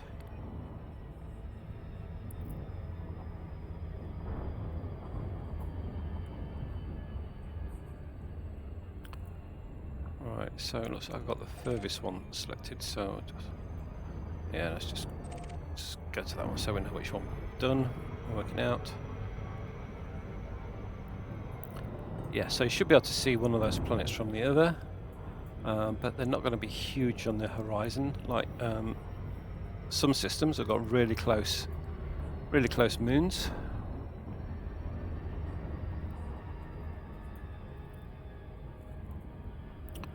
Right, so close enough to map the planet now, so I'll fire a couple of probes. So it's not a big planet, so I'll just fire one at the middle, one just above the horizon at the top, one just below the horizon at the bottom. And the top and bottom one will fly around to the back of the planet and hit it on the far side. Surface scan by 50%. Right, so let's see what we have on this planet. Right, so bacterium is pretty much everywhere. Celipus is very specific locations. Osseous is pretty much everywhere. Fractus, so that's shrubs. They're quite specific locations as well. Tussock is everywhere. Right, so I'm going to start with the Celipus because that's the hardest one to find. And if I'm lucky, all the other things will grow in the same location as we find these.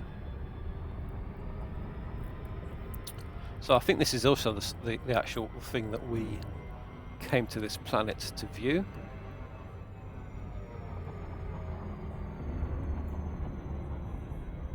Orbital flight engaged. So we'll head to that big patch. Hopefully in the middle of there somewhere there'll be a smaller patch of high concentration.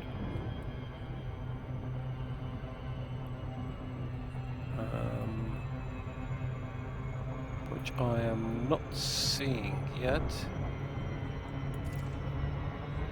Oh, it's all bumpy again.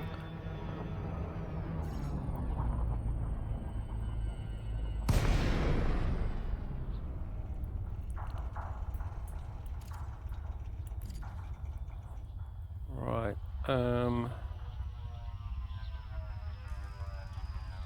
Right, there is a small patch there of high concentration.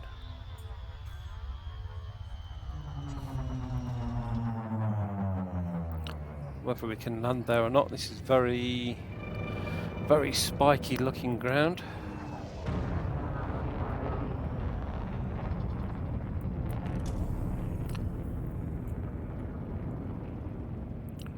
We don't need the ground to be level to land, but we do need it to be flat.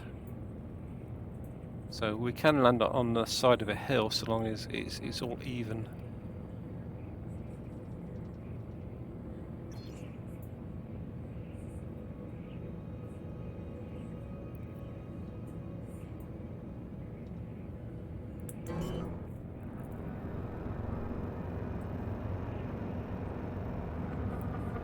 Landing gear deployed. Right, I'm not at all sure we're going to be able to land anywhere around here.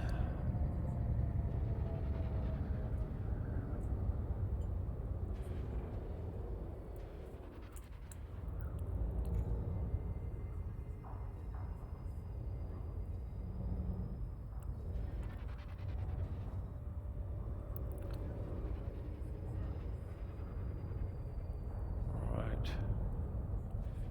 Yeah, I'm pretty sure we are not going to be able to land anywhere around here. Also, I'm not actually seeing any plants. I'm not sure how big these are. Uh,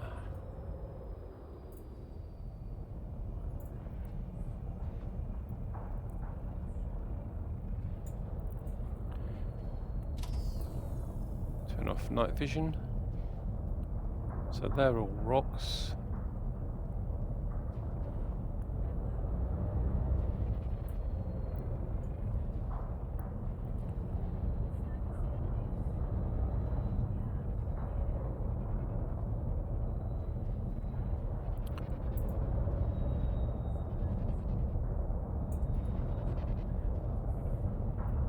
Right, I'm not going to try and land here. I'm going to go up again and find somewhere that is possibly a little bit flatter and will hopefully have a little higher concentration.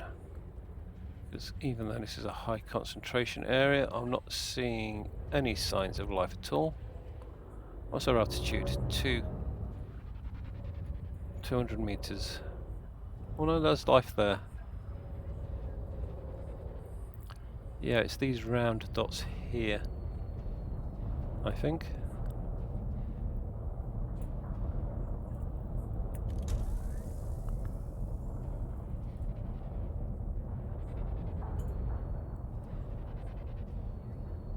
Right,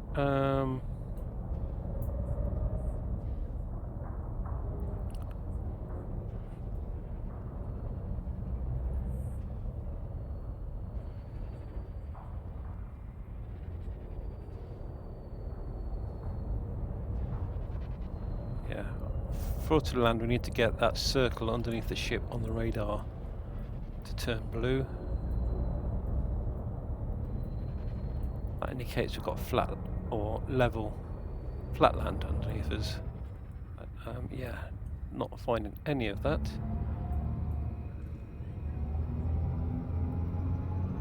Let's go up and have another look, see if sometimes you can land on the tops of hills because they've got a flat area on the top.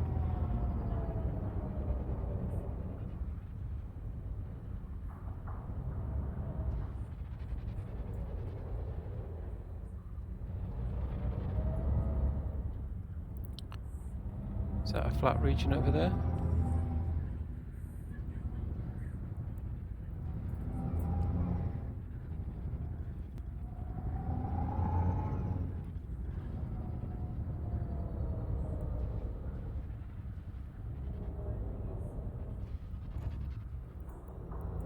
This looks a little bit more promising.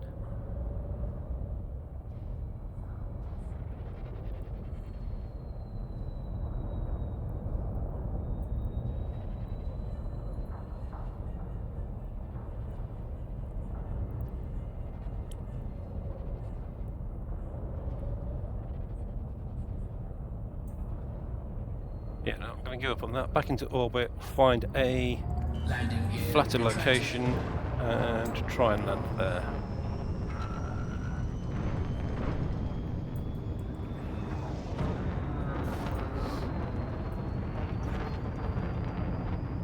Frameshift drive charging. 4, 3, 2, 1. Engage.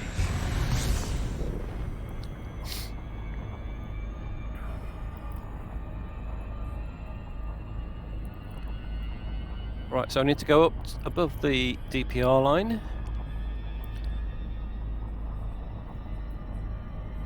And I can choose a new location. If I turn around before then, I'll just crash out and I'd have to forever to get back down to the surface. But,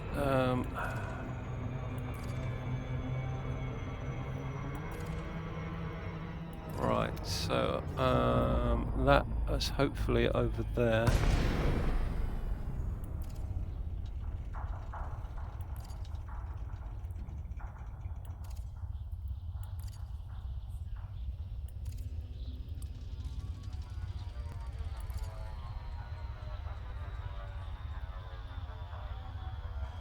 Right, so any second now, going to be too low to see where's a good place for high intensity.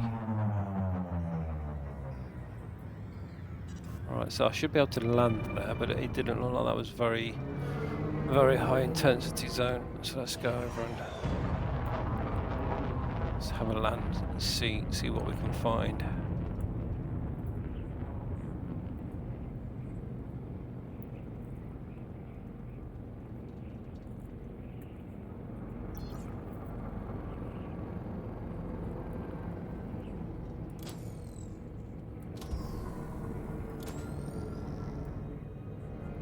Right, so that's just looking at it in normal light.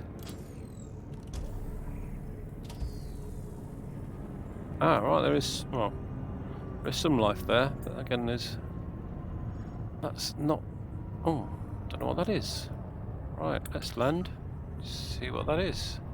Oh, it could be. Oh, it's osseous, but it's a colour I haven't seen before. Landing gear deployed.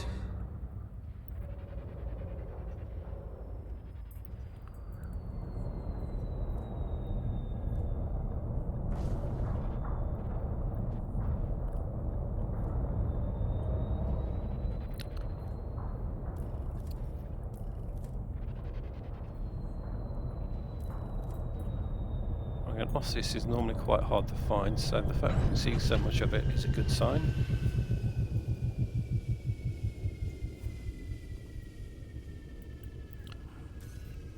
Right, let's disembark. I'm going to go in the other SRV because I imagine there's going to be quite a lot of driving around, and the first one's getting a bit low on fuel. I can synthesize fuel, but I'd rather save all those till Low gravity warning. I need them.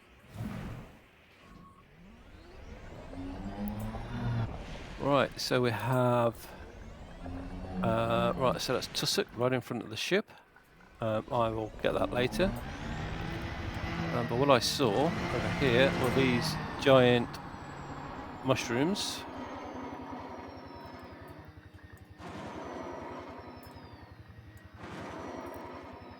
Which I think are... right, I've not seen these before. I'm not sure if these are osseous or not. This could be what we came to see, but right, so let's get out and see what they actually are. So the osseous I've found before have always been a stalk with a single cap, or they have been flat discs. I've never seen these before. Or they've been spirals, and these are neither of those.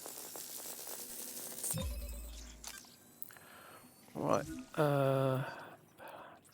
osseous pella something.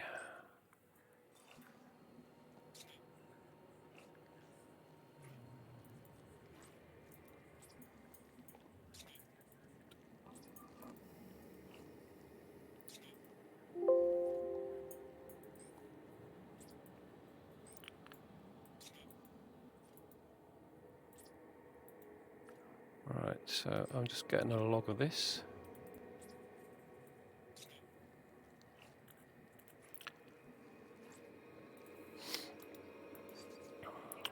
Right, I've never seen these before, so I shall take a screenshot.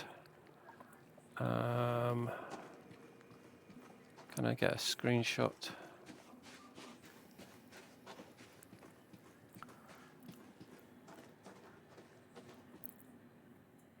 Let's turn the suit lights on and see if they shine through.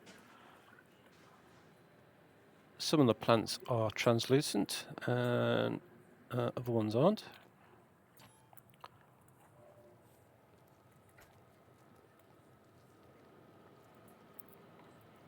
So we see that the frame rate in the middle of the screen has dropped down to 30 frames per second.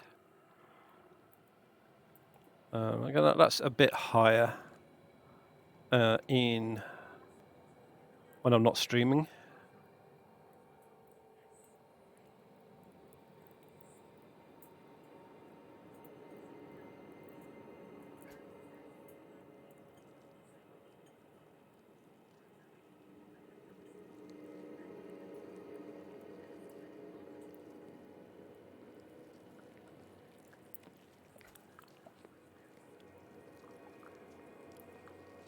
Right, so I'll use that as a screenshot.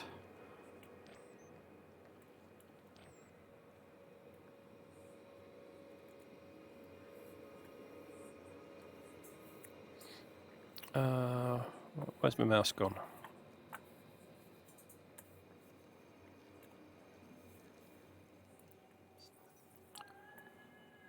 Alright, so I'm just saving the screenshot.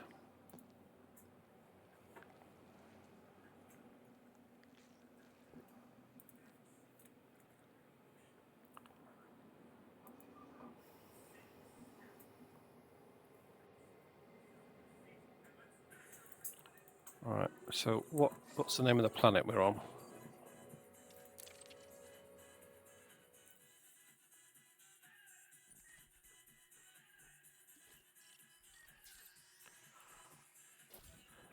Rivu MOID. Oh, what was it? D94A2. Very catchy name.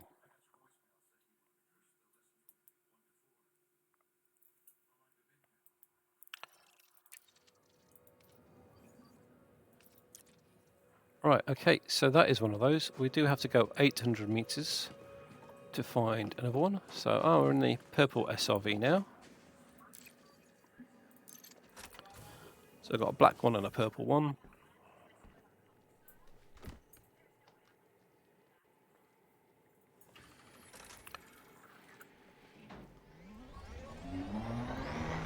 Alright, I did see quite a lot of the Osseous around. I saw some more in this direction. Yeah, there's some over there. That is probably not 800 meters to the close ones. That one on the top of the hill is. Alright, so we've got G of 0.23.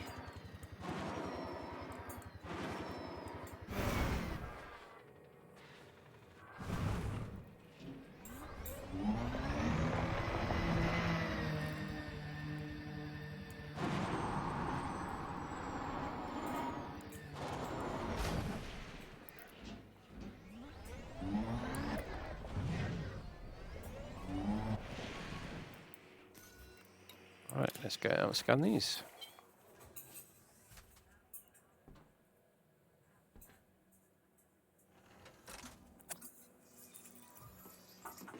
Keep an eye out for the sulpus while we're here. So there should be some. Right, that isn't far enough. And there's some over there. That's not far enough either. How far is the ship?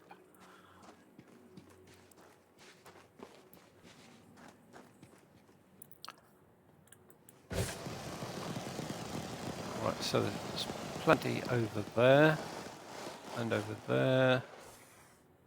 And they must be the ones we just come from. Let's go over there.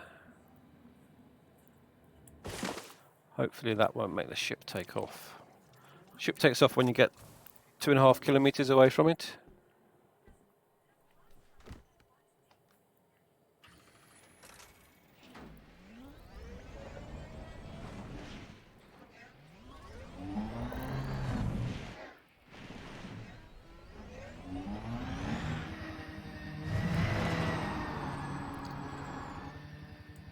Right, let's stop at this one here.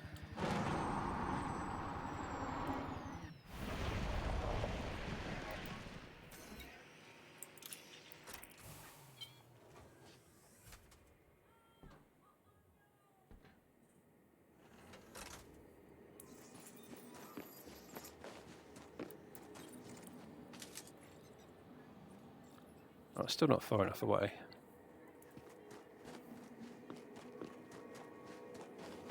Right, so 770 is only 30 meters short. Okay.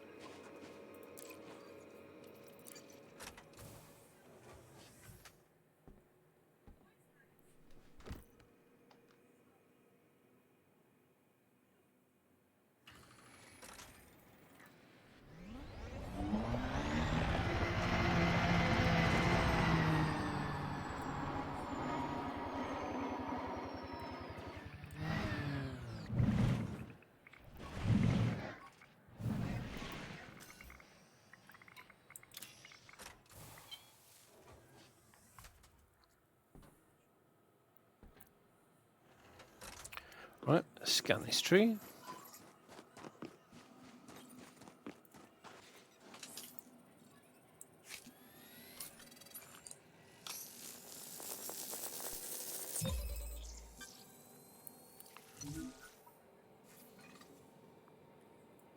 Right, it's a pale, that's grey.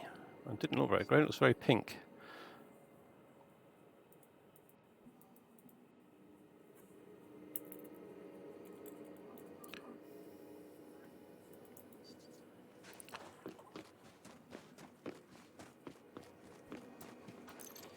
Right, I didn't quite see the full name of that. Let's have a look to see what the full name is.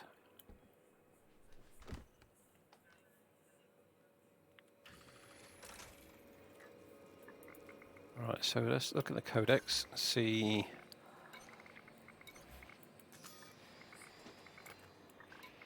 what the full name is for that.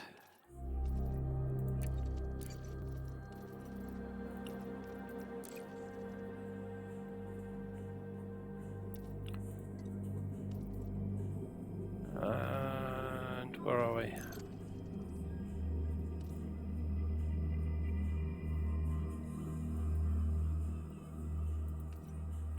Yeah, so that is what we found. So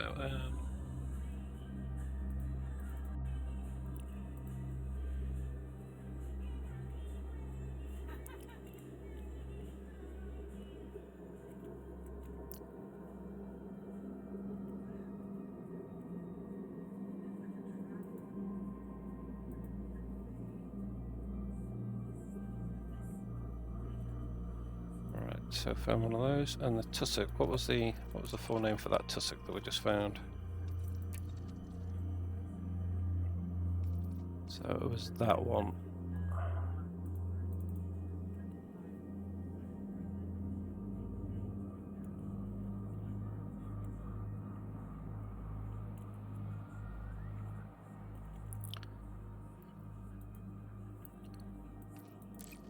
Right, okay, so let's now go and scan another sample of that.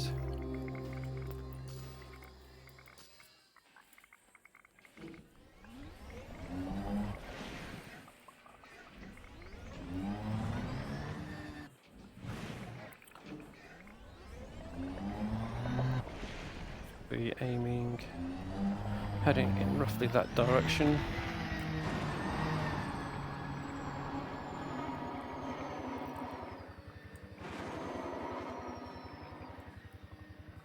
Right, some directly in front of us. There should do. We're gonna run out of jump juice before we get there.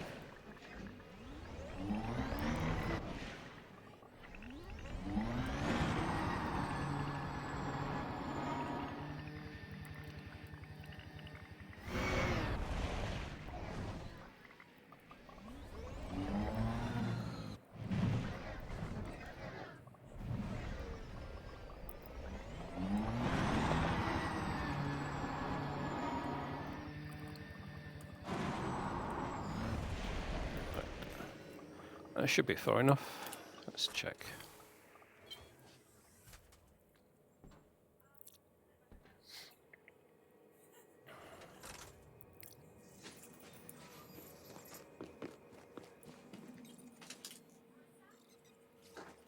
Alright, we haven't gone far enough. Yeah, so there is on foot combat as well, so you do have guns and grenades. Oh, I can't remember what it was to fire a grenade.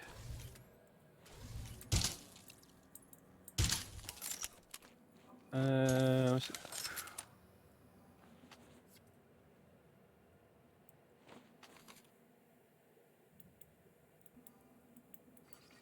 Suit fully charged. Oh, I was just charging the suit. Oh, I can't remember what, but oh, I just remembered. Yeah, grenades.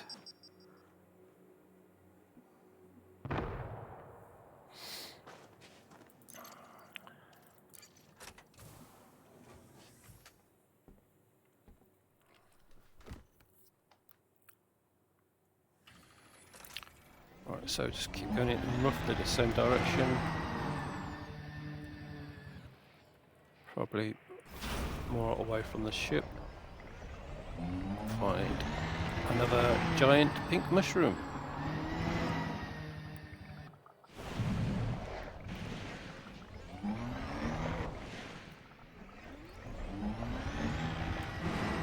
Right, there's one there. Just hit something. I think we're close enough to that to walk to it.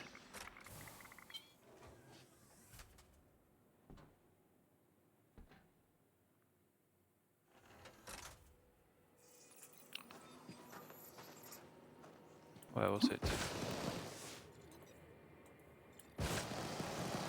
There it is.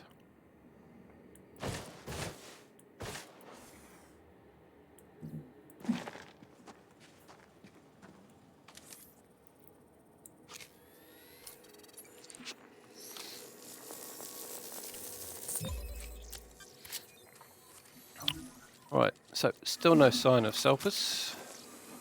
I have seen Tussock. Tussock was the second hardest thing to find on this planet. So let's go and scan some of that.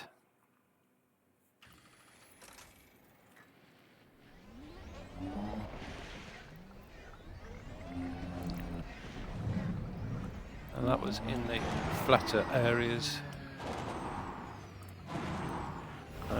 That shows up better if you turn on night vision.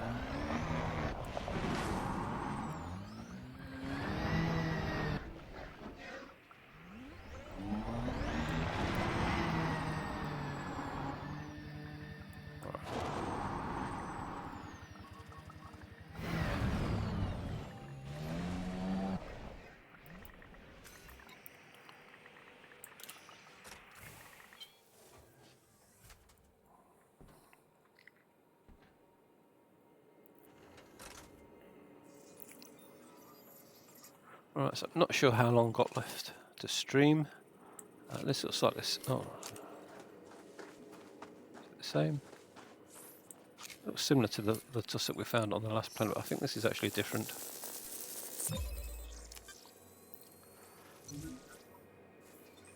So tritium lime. So this is different to the last planet.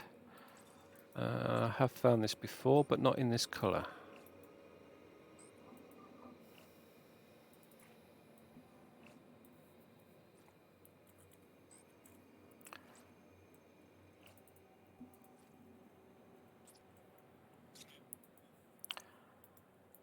Right, okay.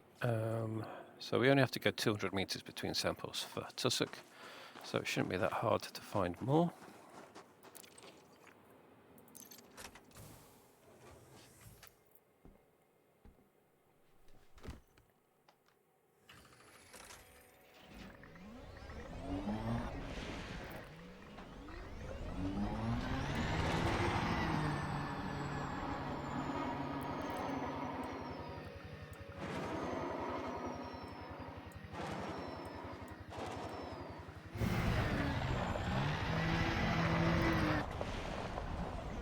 I think there's some behind us, but whether that's 200 meters away or not, I'm not sure. Well, there was actually some just underneath the ship, I seem to remember. So, yeah, it's getting too bumpy for tussock here. That's pretty much where we started.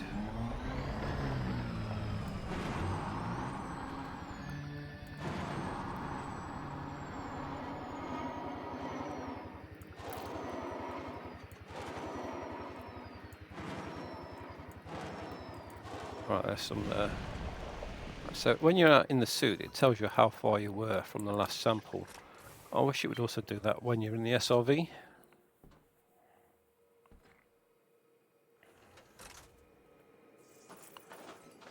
I also wish you didn't have to complete one sample before starting the next one.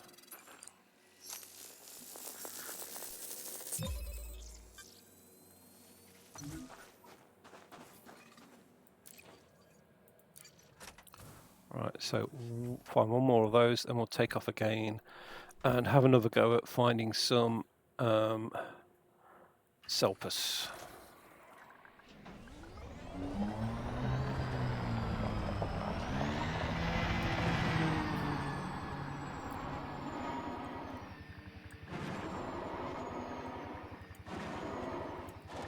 Right, there we go, that's some.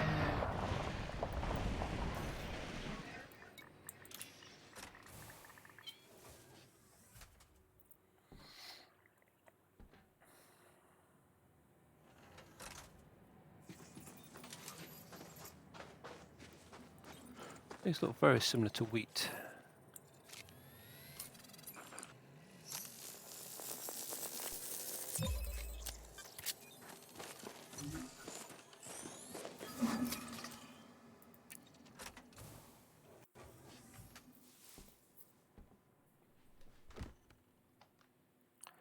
Right then, so back to the ship now.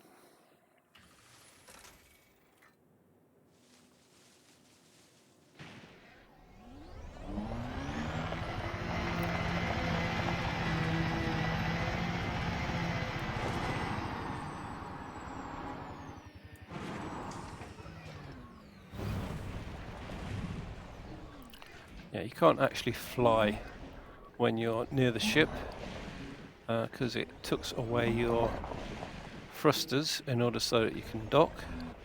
When you're near the ship, it assumes you're going to dock. Oh, there's loads of aerials up there I've never spotted before.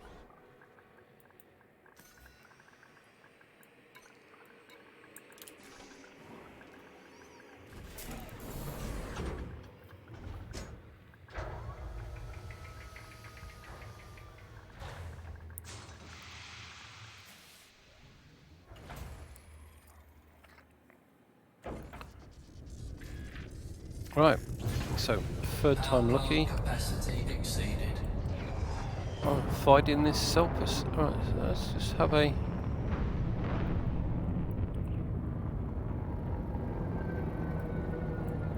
Yeah, no, go up.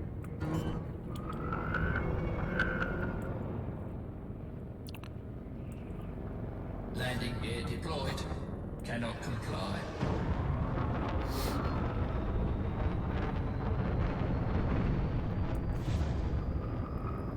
Frameshift drive charging.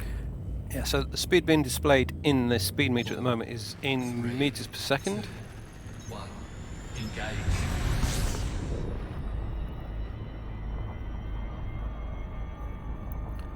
And then when you go into Super Cruise, the units are displayed. So it started in meters, now it's in kilometers. If we just kept going in the same direction, it would just keep going up to megameters and then C. Right, so we're over the DPR line.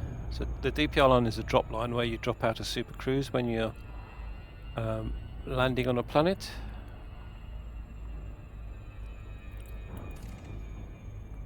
Right, so just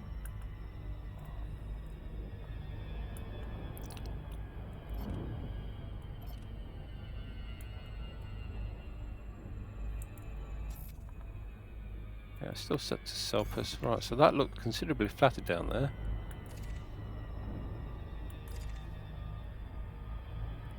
But again, with no real high concentrations. So hopefully we'll see something higher as we get closer to the ground.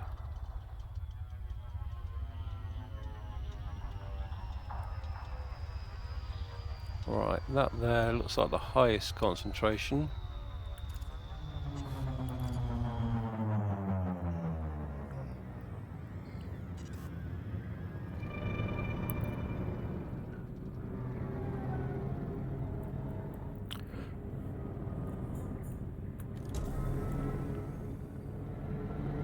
Right, so I've got night vision turned on.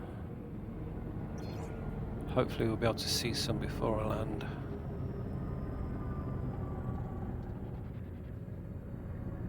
Right, so I think these appear as little balls, or rather large.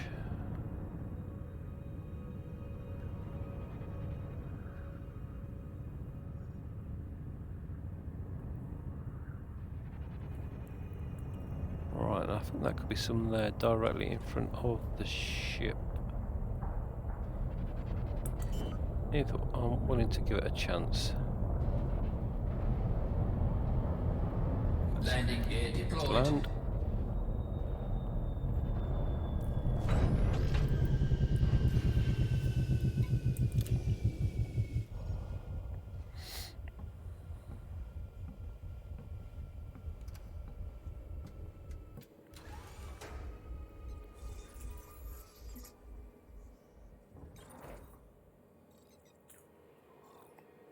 Oh, I don't want to be on foot.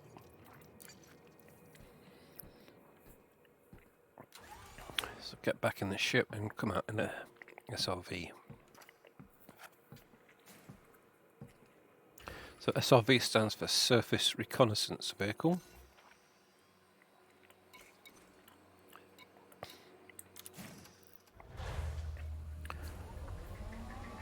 There's a new SRV just been released before Christmas.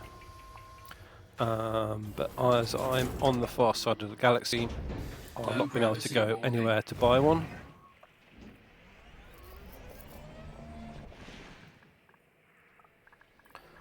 I might check next time in a someone in a fleet carrier. I might check to see if they sell them.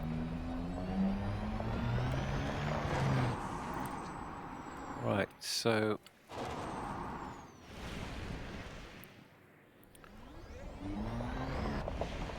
can't see. Let's turn night vision on again here, so you can see.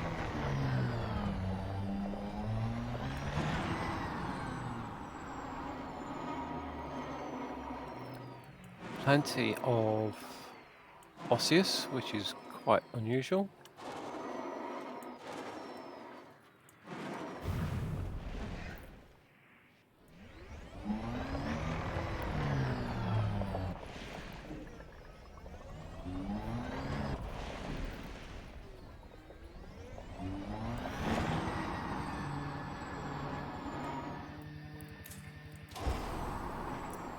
Right, so what they look like, I think, is like little silver balls, or big silver balls, depending on your point of view.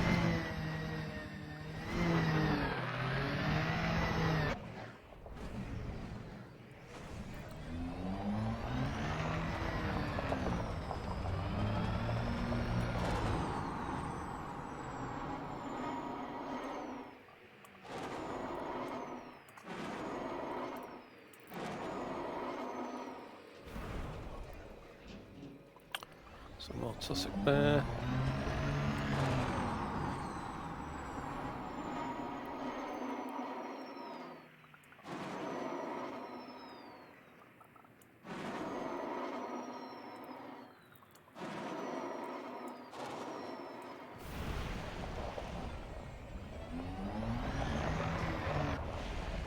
Alright, that's more tussock. Right, let's just have a look at the codex to remind ourselves what we're looking for.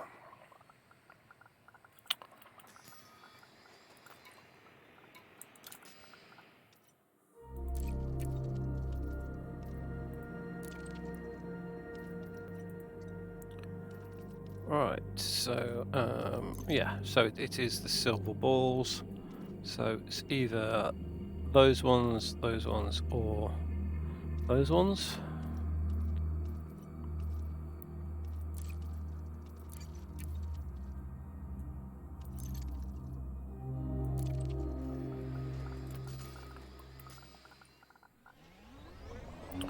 In the past, they've always grown together in clumps rather than individuals.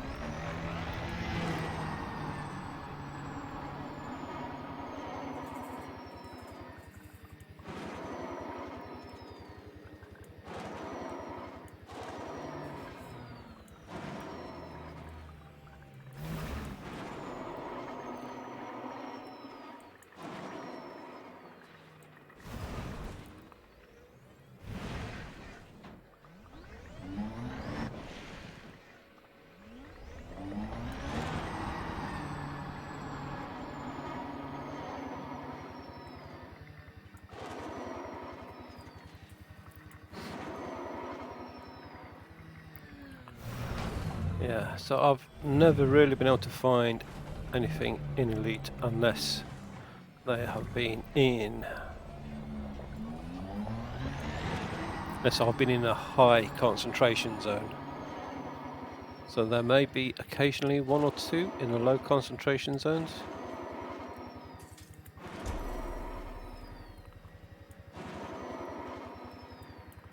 Yeah, trying to find them is really hard.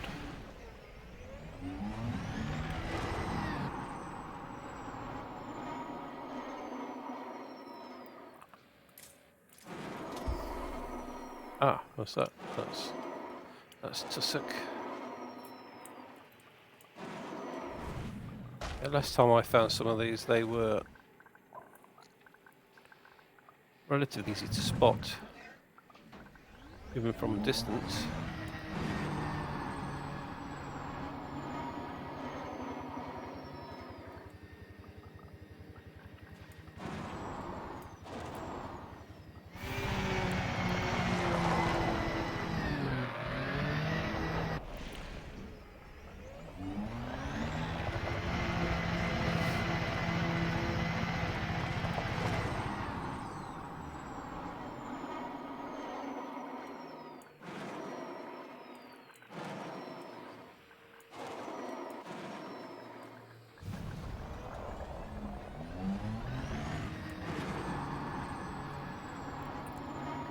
Yeah, I don't think there are any around here.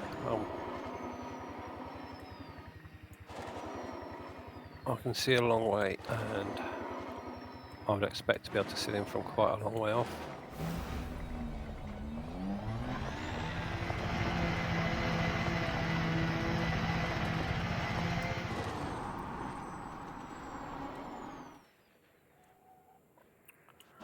Yeah, might go up and fly around in this location for a little bit, see if we can see any.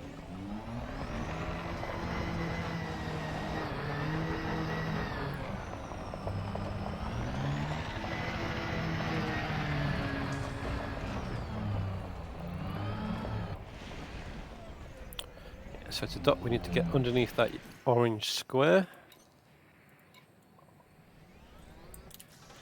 Click on the board button.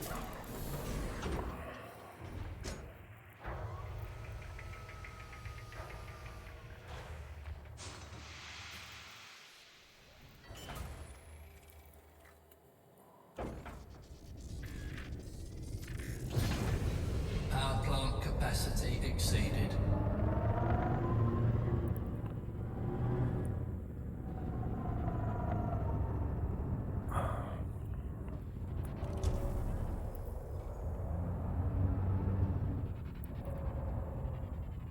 So where were the ones I thought I saw in the ship?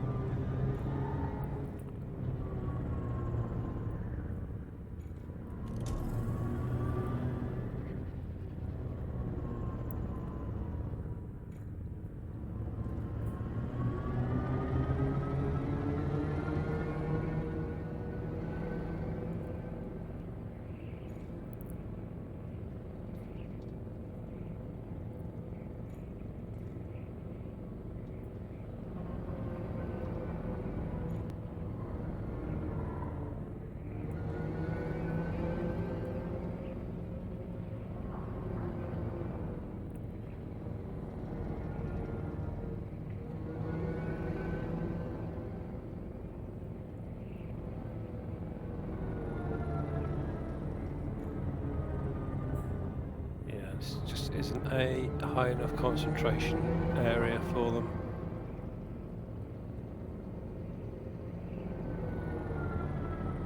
What's that we're seeing there? or something over there? Is that more?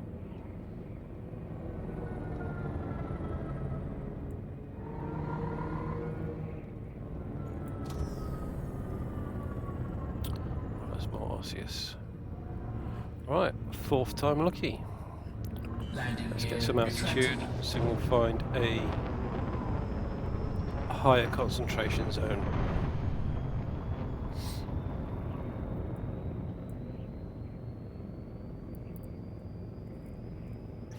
Frameshift drive charging.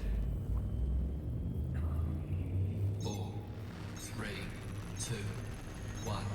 Engage.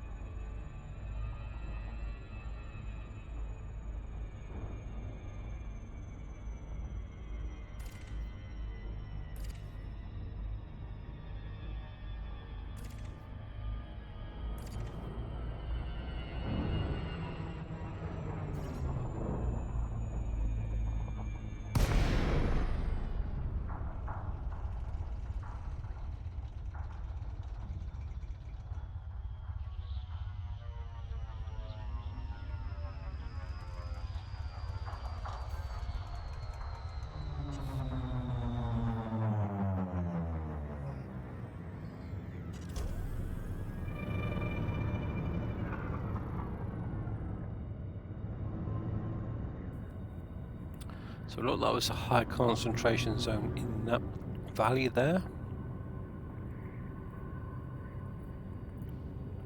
It doesn't look like we can land there easily.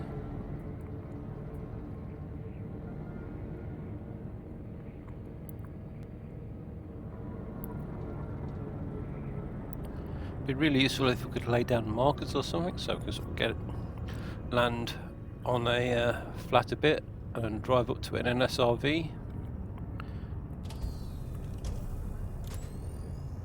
Well, that's just covered in tiny rocks. And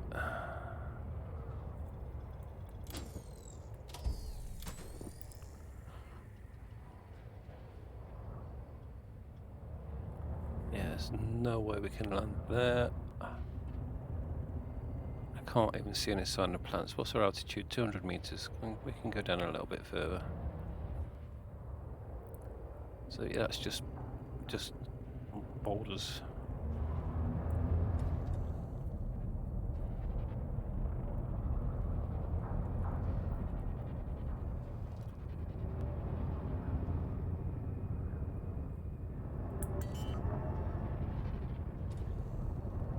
Right, is that plants there? Landing gear deployed.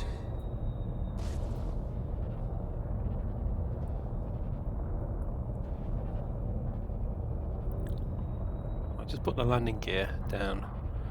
Mostly just so I've got a better radar picture of what's below us.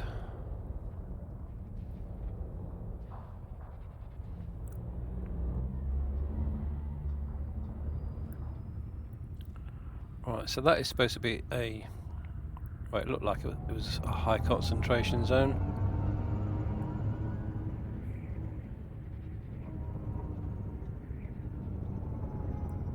There's something unusual there. What's that? Oh, whatever it was, it's disappeared beneath the surface.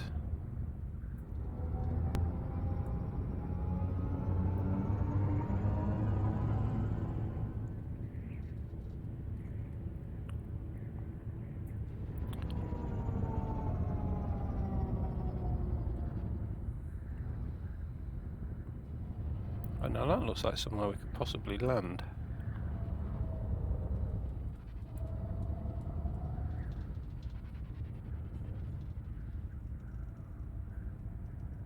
Landing gear retracted. Landing gear deployed.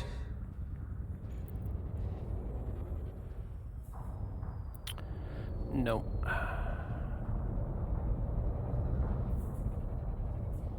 So I've got a feeling the stream is going to end pretty soon. I'm